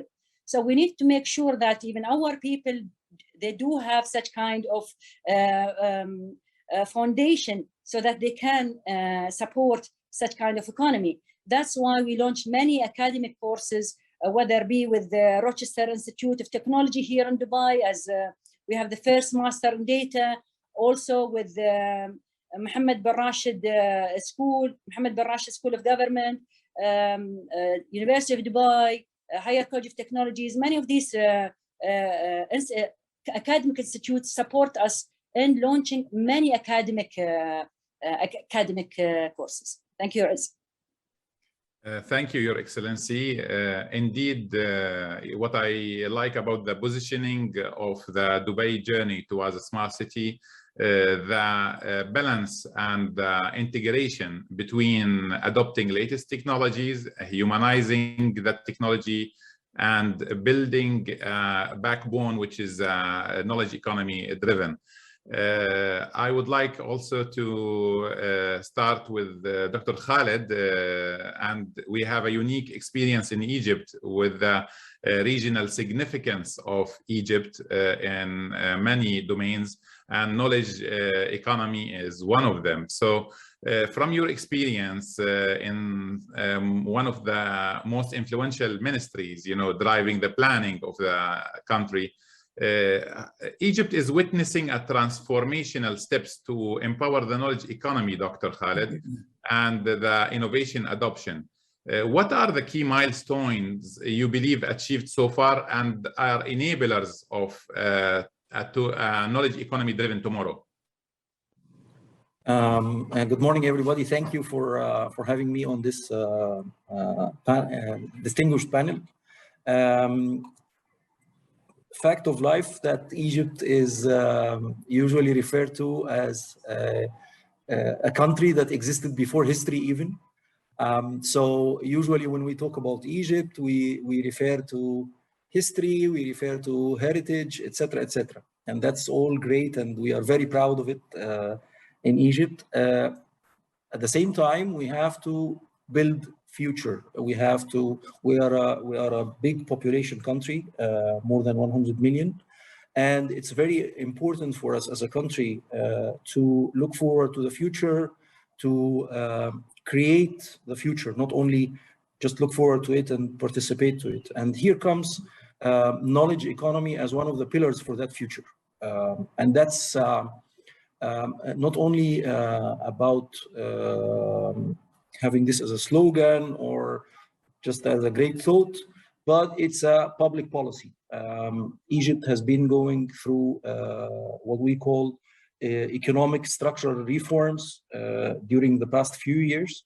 And here I talk about my ministry directly, but I also refer to other participating bodies, be it part of the government itself or partnership with public and private sector, as well as non-governmental organizations. So as a public policy, Egypt has redesigned its economy, and structurally, we have clear focus on knowledge economy as one of the main pillars of the future of the Egyptian economy. So that's at a public policy level. Now, if we go to more details, many steps have been underway since I would say during the last 2 decades, starting the 2000 or even before, focusing on mainly building and enabling the human capital. Egypt's big, I would say, wealth is its people.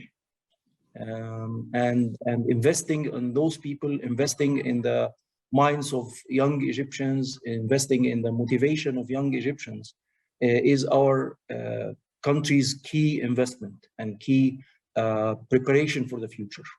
And that spanned many fields. It started from the, let's say, the formal education, the higher education, and so on, as well as research. But recently, focus has been shifted to entrepreneurship and creating an ecosystem to enable entrepreneurs creating new enterprises in the area of knowledge economy and knowledge-based enterprises has been a great focus. Partly as part of our ministry's role in economic development and sustainable development. So the ministry, for example, has a very ambitious program called رواد 2030 or 2030 entrepreneurs, which really focuses on creating an ecosystem for entrepreneurship in the area of areas of knowledge economy, different areas. So far, we have been achieving a lot of successful enterprises in the areas of artificial intelligence, Internet of Things, as well as machine learning, and we are starting to, let's say, fiddle with quantum computing a little bit. That's one part. The other part, I would refer to a word that you mentioned or a term that you used, which is transforming. Probably many people heard about the new capital city in Egypt, where the cabinet will be the first to move to the capital city soon. I would say as soon as coming March, by end of March, we should be moving there. And that's not only let's say a move in just in space or in the place. It's a new city with a new mindset. It's a knowledge-based city. It's a smart city. It's a, let's say, future generation type of city, where first of all, the government itself will operate in a completely different model, other than let's say, the typical stereotype model of the Egyptian bureaucracy.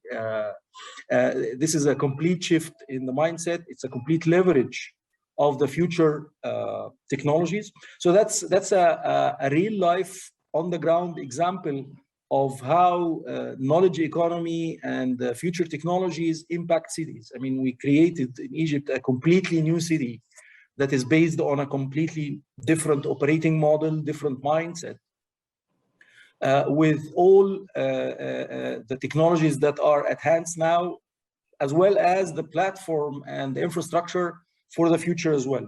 And the most important thing is that we are starting with the government.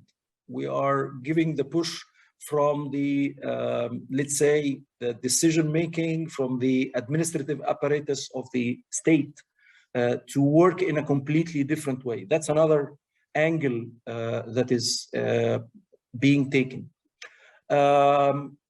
As I am the Director General of the Egypt Excellence Award, which I would really like to mention that we started this in cooperation and partnership with the government of the United Arab Emirates, and we are very appreciative to the contribution of our brothers and sisters in the United Arab Emirates. We focused clearly in that award on creativity and innovation. We focused clearly on creating the future and shaping the future. So there is a special category in that award dedicated to governmental people, governmental institutions that contribute to the future and create new solutions, new ways of doing business with government through leveraging knowledge and new technologies. And new technology is actually, I would like to just mention on the side note that it's not limited to information technology. We are very, very concerned also with the developments in global climate. So we are focusing on technologies that are contributing positively to hopefully reversing a little bit climate changes that are going currently. Especially that Egypt will be hosting by the end of this year or towards the end of this year, COP27. But that's not the main motivation. It's just an event in the right time. So Egypt has been concerned and impacted, in fact, by climate changes. So we are very, very keen on motivating new solutions and new approaches to handle impact of climate change and to even offer better approaches to cities. Now going back to the initial discussion, to cities from a climate friendly approach to an energy efficient approach. So when we look at knowledge economy and so on, we don't narrow it down only to the matter of information technology per se. We look at a wider scope. We look at a broader scope within the sustainable development umbrella. Back to you, Razidi. Thank you so much, Dr. Khaled. As you said, you know, as old as the civilization or as old as history, Egypt, and it's not a surprise that the approach is unique, and I would call it a blueprint of Egypt. What really identifies the model you have just highlighted, that there is you have thought very well of every element or every pillar of the experience you're looking to achieve. So you talked a lot about the younger generation, because obviously they are the ones who are driving the knowledge economy by their initiatives or their projects. The new approach and the strategy the government would like to achieve, either by the plans or the infrastructure by shifting to the new capital. So congrats in advance, and I'm sure in the next part of the panel we will have more insights about that. I'm really keen to start with Dr. Asma. I went briefly through the thesis about and the findings you have. So on behalf of the panel, I congratulate you because you've just got the PhD recently, so congrats. And I would like to have, like, I would say, we dive deeply in it because it's like 500 pages thesis. So it will require many panels to discuss. But I would like to leverage the findings in highlighting how it will benefit the UAE journey in knowledge economy and so on. So when we say knowledge economy, you have penciled some key areas. And when you say that you have achieved the first PhD in the UAE and the Arab region in that field, what are the key findings, and how does it reflect where the UAE stand in knowledge economy? So based on your research, where do the UAE stand today in knowledge economy? Assalamu alaikum. Good afternoon, everybody. I'm very thankful for Dubai Municipality to invite me on this important platform. I'm really excited to share with you a journey that I've been on for the last 5 years about this topic, knowledge economy. I just graduated last year, October, and with a topic that had a lot of challenges full of knowledge. When I started this topic, knowledge economy, in 2016, I was always thinking, I had this intuition that knowledge is the future and knowledge is what really makes countries to survive. So when discussing this topic with one of the visiting professors, I said, I want to talk about transferring into knowledge-based economy. So he said, what, Asma? I said, transferring into knowledge-based economy, I want to prove that we are a country, soon we will be a knowledge-based economy. So he was like, Asma, you still need a lot of time. This country needs a lot of time to become a knowledge-based economy. And I remember this word that really made me dig and read and meet a lot of experts, attend global conferences. He said, it's a bubble. I was like, excuse me, let me start my scientific journey. And by the end of, at the end of my thesis, I would prove, because I had a strong feeling that we have a lot of achievements. The studies about an empirical study of UAE transformation to a knowledge-based economy, practices, challenges, and opportunity. It is the first PhD thesis that adapt the World Bank pillars and studying the knowledge economy in a holistic way in the UAE and the third, like in the world, in the Arab world. Basically, what I did is I have tested scientifically the relationship of knowledge economy with the 4 pillars. And the 4 pillars were the 4 pillars based on the World Bank framework of knowledge economy. The 4 pillars were government, institution, and economic incentives, education and training, innovation and research, ICT.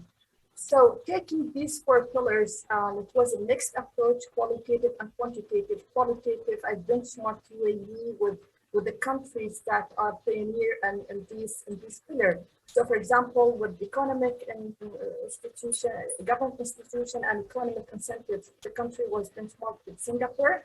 So, just taking the best practices of this country. I'm not comparing, like who's better and who's not, but I was like trying to find out what are the best practices in each pillar and how we can develop this country to become a knowledge-based economy. So Singapore was for the first pillar, and Finland was for the second pillar, education and training.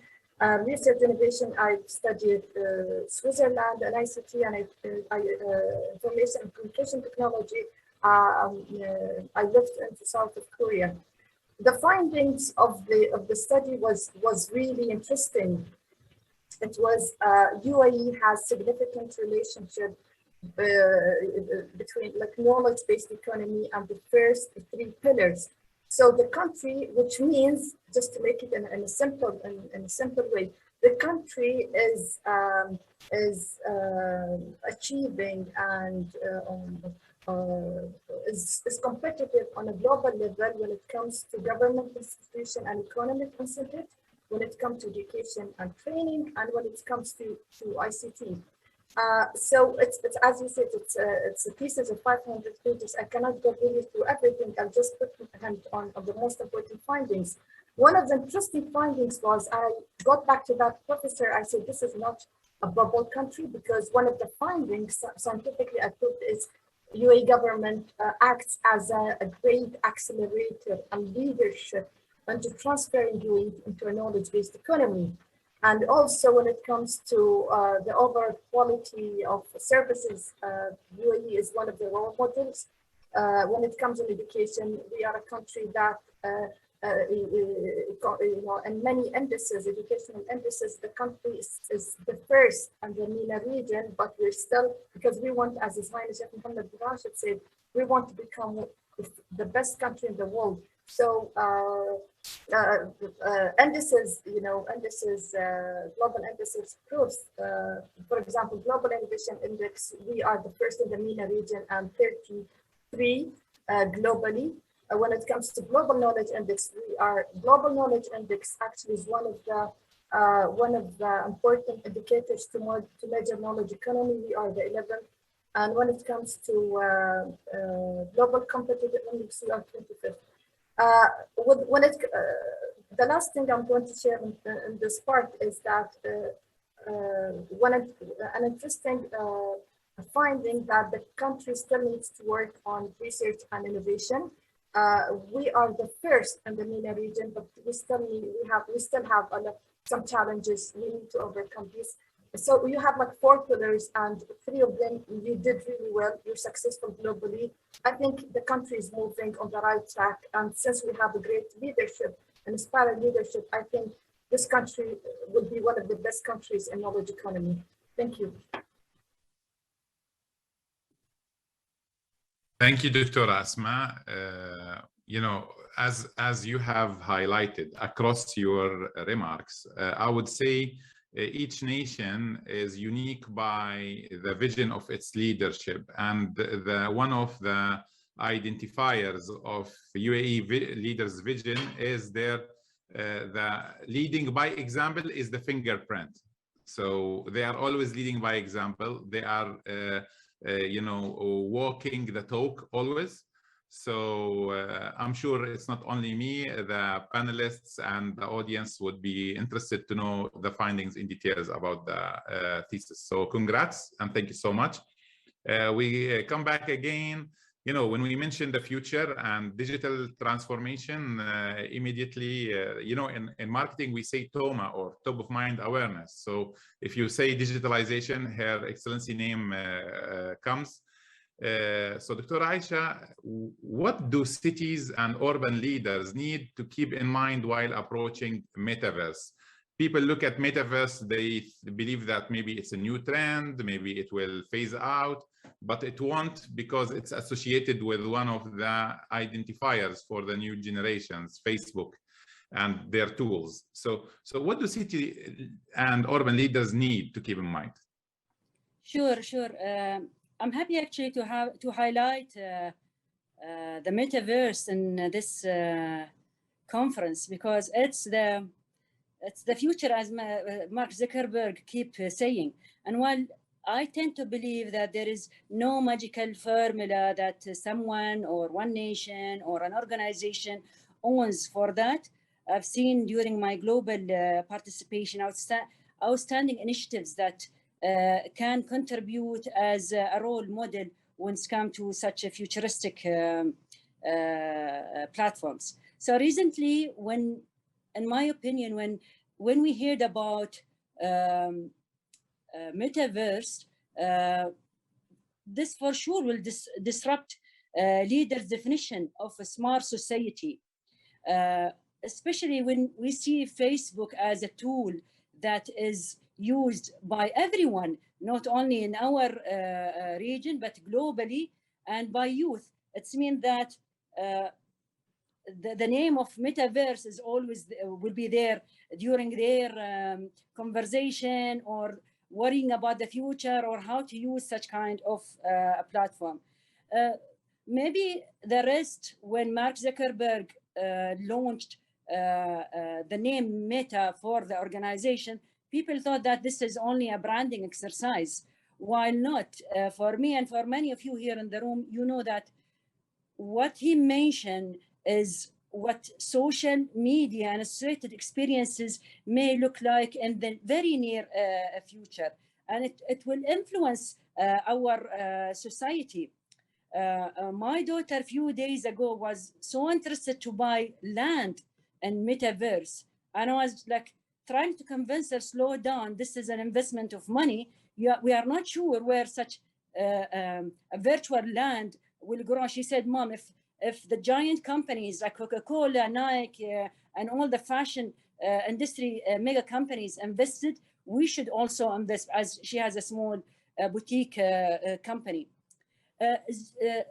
Zuckerberg outlined his vision for this company future as the metaverse, where everything we can do in these virtual spaces. And from what we start to see, small implementations start to come. Most, as I said, of the fashion industry, they start to develop products that will be used in such digital land. So I do believe today that technology is so much important for us as city leaders to understand how it will take us and enable us to enhance, improve our society, our economy, our stability, even in our countries. So we need to understand how such kind of transformation be managed, especially that we want, as a city leaders and government leaders, we want to secure also this platform for people, especially that our target. This is coming like from my experience in Smart Dubai. Our target is to provide a seamless experience for our nation when it comes to any digital transactions. But it's not only about transaction. People will live in those virtual land. So my recommended formula to build and empower innovation and knowledge economy-based cities is multidimensional, where I clubbed the smart cities challenge and opportunities I've went through locally and globally, along with the experience being on the board of top higher education institutes like the Higher College of Technologies, the University of Sharjah, and the University of Wollongong, and being the vice chairman of one of the most successful real estate companies globally, I'mar. The three dimensions are redesigning educational systems, integrating data and emerging technology science across the board. Second, public-private partnership in defining gaps and challenges and transforming it to opportunities. And the third is to create what I call data culture in the community. Building innovation, ready human capital should start very early in their educational systems, from schools all the way up to universities. I cannot say once they employed, then we'll talk about innovation. It should start from very early ages. This also should club with especially designed professional training programs, both in government and also private sector, to create this kind of innovation culture and not only innovate general knowledge or degrees. Everyone focus should be on driving knowledge and innovation and empowering the people. I've seen it in Smart Dubai. We opened the data and it was only like a small sector of entrepreneurs and startups who were interested in taking this kind of data sets and trying to play around to develop some application. But when the kids in their schools understand what does it mean data, what does it mean this platform, how I can code, how I can program, how I can share, also skills like collaboration with others, this will bring a mature generation that can live in the metaverse era. Thank you, guys. Thank you so much, Your Excellency. If you want somebody to partner with you or come on board in a journey or initiative, you need to define your purpose or your destination. And you have just highlighted it very well. Who are the audience who's gonna lead this journey very soon? it's the younger generations. So by defining what innovation and knowledge economy role will play in their lives, and if they master it early in their age, they will, or in their life, they will definitely be an active contributors to it. So thank you so much, Your Excellency. Now I go back to His Excellency Dr. Khalid Mustafa. In your earlier comment, you know, and you focused on, of course, the question. Now I would like to deep dive on one of your points. You believe that knowledge economy is based on building the knowledge qualified human capital more than the digital transformation tools.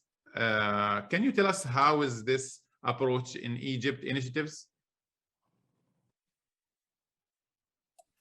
Yes, well, in my belief, in our belief actually in Egypt, that people at the end of the day who are, they are the ones who will make the transformation and make the knowledge economy happen at the end of the day. And if it's only about infrastructure, infrastructure is available everywhere.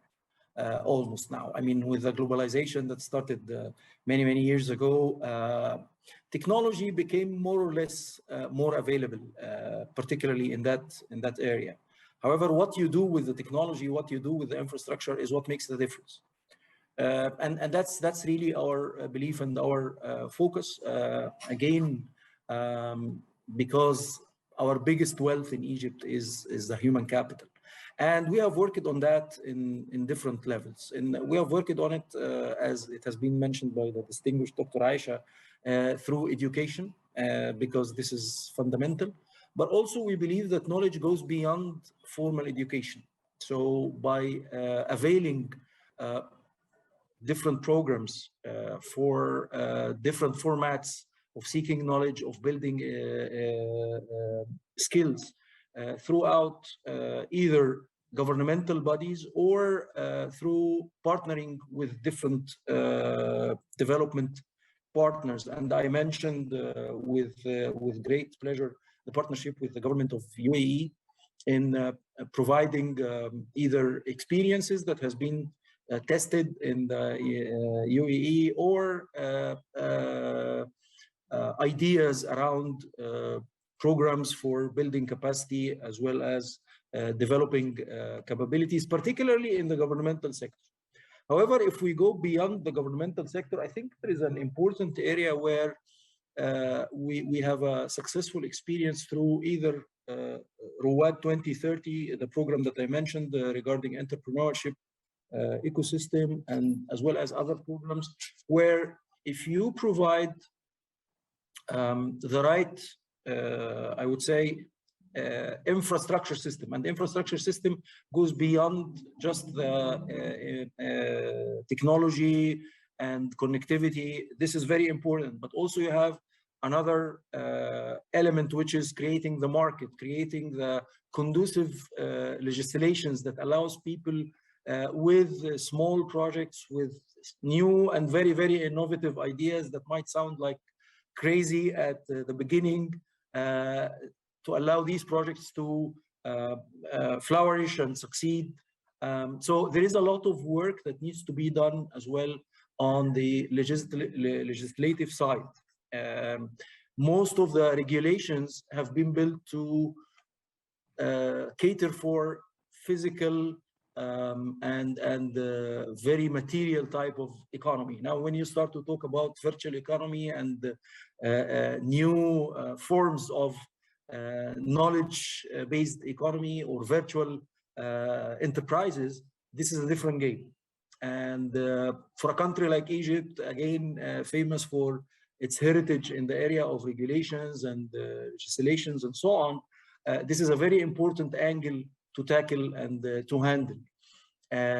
So this is another area where our ministry, in cooperation with other ministries, have been very, very keen to work on the regulations. We have launched a specific initiative. We call it IRADA. IRADA actually is a nice word in Arabic, but also it's an abbreviation of regulatory reform, basically, Egyptian regulatory reform initiative, focused on catering for the future economy and the knowledge economy. How can you support that? Because you could build all the education and all the skills, but those promising ideas and promising enterprises come out in an environment where it's not supportive, then they are either disappointed and they try to go back to something traditional and you lose the momentum, or they go to other markets, because part of the knowledge economy actually is that you are not limited by the land of the idea or the land of the regulation that you're working within, unlike a physical enterprise. So this is another angle we are keen to tackle as well.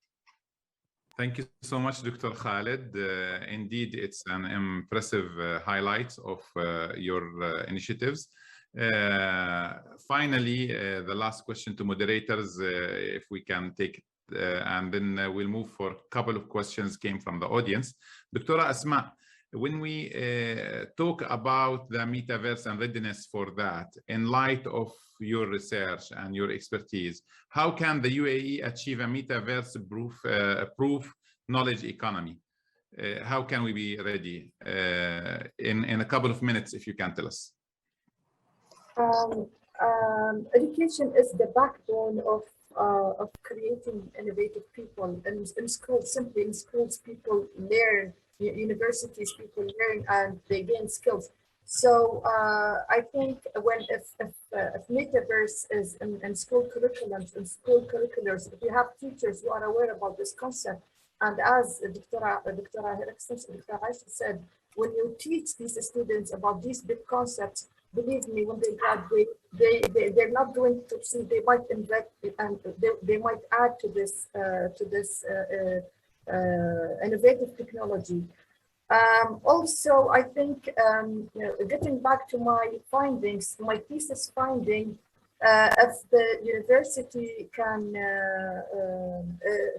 if the local universities can have international partnership with top universities around the world around this topic, this would really help. Also, the patent system, we should have a more simple and costless, patent system in order to encourage knowledge creation.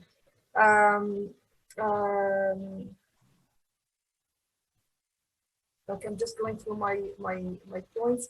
So it has to be the concept, virtual environment concept has to be cascaded on different levels, like on government level. The government organizations should adapt this concept. Research and innovation, ICT should be ready for utilizing such a technology. And I think this country is really ready, because through my finding, I found that UAE, one of the strengths in UAE is a strong information communication system. Okay, thank you so much, Doctor, and thanks for being precise and to the point. I know this is a very interesting and very disruptive topic that we can discuss for a longer time in many panels. We had, just to let the audience that we're getting their questions, and since our speakers answered few of it, there were questions about the cooperation between Egypt and UAE, and thankfully Dr. Khaled have spoke in the various answers he provided about how we are doing on that. Another question is about the UAE readiness to counter COVID-19 through the platforms.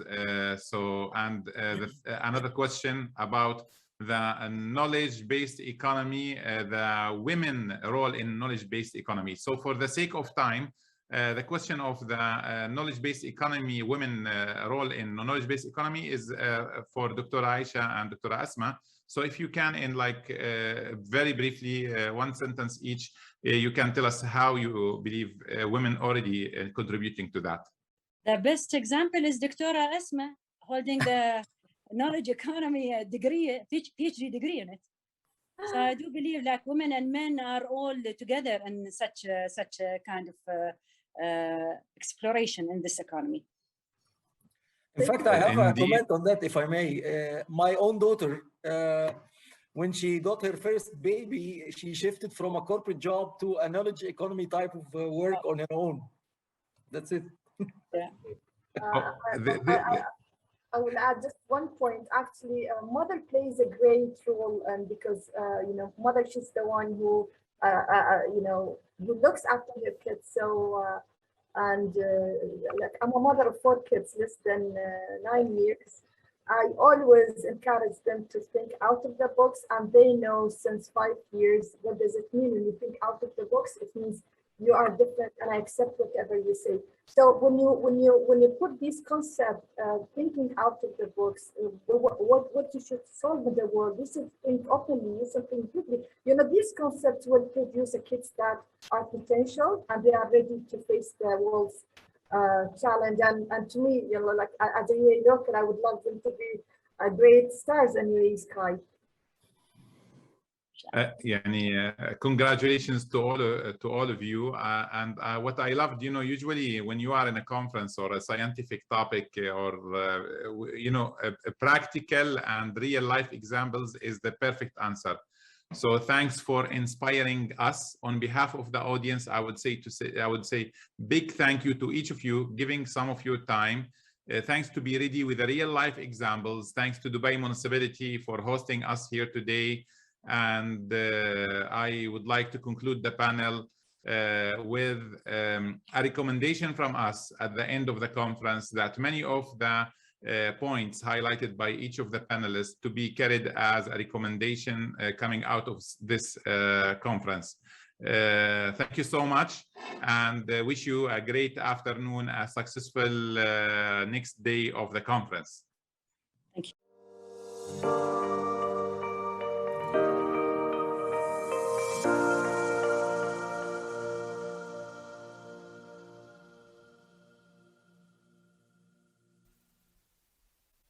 Well, thank you, Izzadeen, and thank you, panelists. And just to repeat who the excellencies were, Dr. Aisha bin Bishr, Dr. Khalid Mustafa, and Dr. Asma Nuseri. What an amazing conversation that you just had.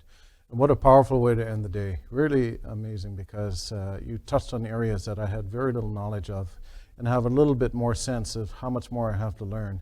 And I really like your recommendations that we need to carry the messages on from this panel, but from the entire first day so far forward, so that we can start to plan and grow in a good way. And certainly from the examples that we just heard from the panel discussion, the Gulf, the Middle East, this area is full of energy, full of ideas, and really it's a source of inspiration. I live here now for 13 years in the region, and I can certainly feel what you're talking about, and it's really wonderful. It's exciting to be here, and I'm glad that we had so many people from around the world watching this virtually. And I just wanted to pass this over before I give the final comments to Soha for any sort of takeaways from the day, not just the panel that we just heard. So Soha, over to you. Thank you, Pierre, very much, and thank you for all our speakers and the audience. It was really amazing. We have learned a lot, and I hope that it is a collective learning for all of us. We have come with some key takeaways from today's conference, and we would like to share with you. Actually, first of all, knowledge and innovation is not restricted to private companies. Rather, it is very important for government. I can say it is inevitable for governments to work on. We have seen tremendous and amazing experiences from the countries, mainly from the UAE. We've seen the Dubai experience, the Egypt experience. We have also seen from UK. So we can say that knowledge and innovation is not only restricted for the developed countries and for the high level of economy. No, it could be a way to ensure the progress, and it is a driver towards leadership and towards improvement and development. Another thing, which is also the integration.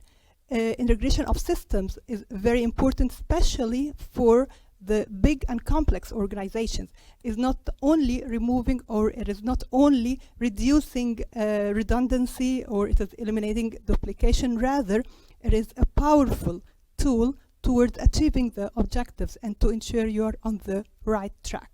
So organizations should work together, should analyze what is there, what should be integrated, and work on that in order to achieve its objective more efficiently and more effectively. When it comes to digitalization, and the very important topic that we had today, digitalization can never actually override the human element. Rather, human should utilize, should create, should design digitalization to help it to serve them and to be a way for a better human experience. Metaverse is not a trend, is not a dream. Countries currently, they have to create their future, as we have already seen and as it was elaborated by our impressive speakers.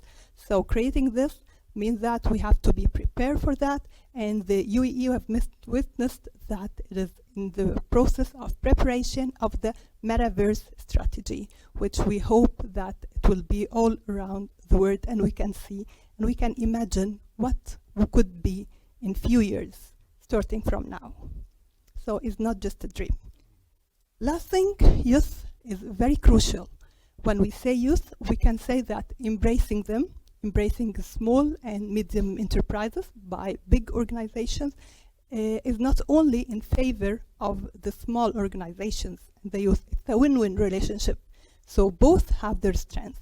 Collaboration, partnership, embracing them is very important for the country to move on, and it is a weapon, and as we have seen from today's sessions and speakers. Thank you very much. It was really amazing, and we hope that tomorrow we can learn more, and not only tomorrow, we're actually learning every day, every minute, collectively.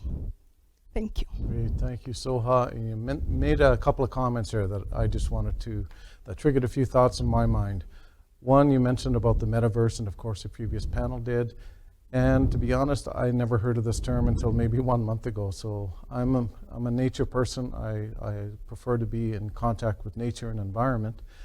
And I thought, what is this metaverse? And it was an abstract concept for me until, and I sound like a salesman for Expo 2020, but I got a very good sense of what the metaverse can be. I found it very inspiring to wander around in the site. I've been there multiple times. And what was even more gratifying for me was that there's a balance with nature and with the metaverse. So there was lots of nature around too, lots of plants, lots of trees. So it's an inspiring journey that we're on. And just again, based upon the comments from our last panel, I'm thinking about how things move so quickly here. We don't lose track, or the people here have not lost track of their history and have used that as a foundation for moving forward, but quickly. And there's a very defined energetic process used to determine which way to go, and moving there fast. And it's really actually quite inspiring. I'm actually tingling still from that last panel discussion because it was really insightful. And I just believe, as a final comment from that panel, again, just to reiterate, we're only just planting seeds now. We're just starting on this journey, and we want to have more of these kind of events. And if you're interested, let's figure out how we can do this, because we need to have a lot more conversations along this line, not just talk, but action as well. So thanks to everybody that attended today, that presented today, that spoke, that asked questions, and the technical support team, which you don't see, but they're all around us. Amazing, really. It's been a pleasure to work with you today, and I'm sure it'll be the same tomorrow. Thanks to the organization. And you've got a few things to think about tonight, to dream about tonight perhaps. So when we come back tomorrow morning at 11 o'clock and we start the day 2 of the session, that will just be raring to go. So thank you once again, and take care, and we'll see you tomorrow. Thank you very much.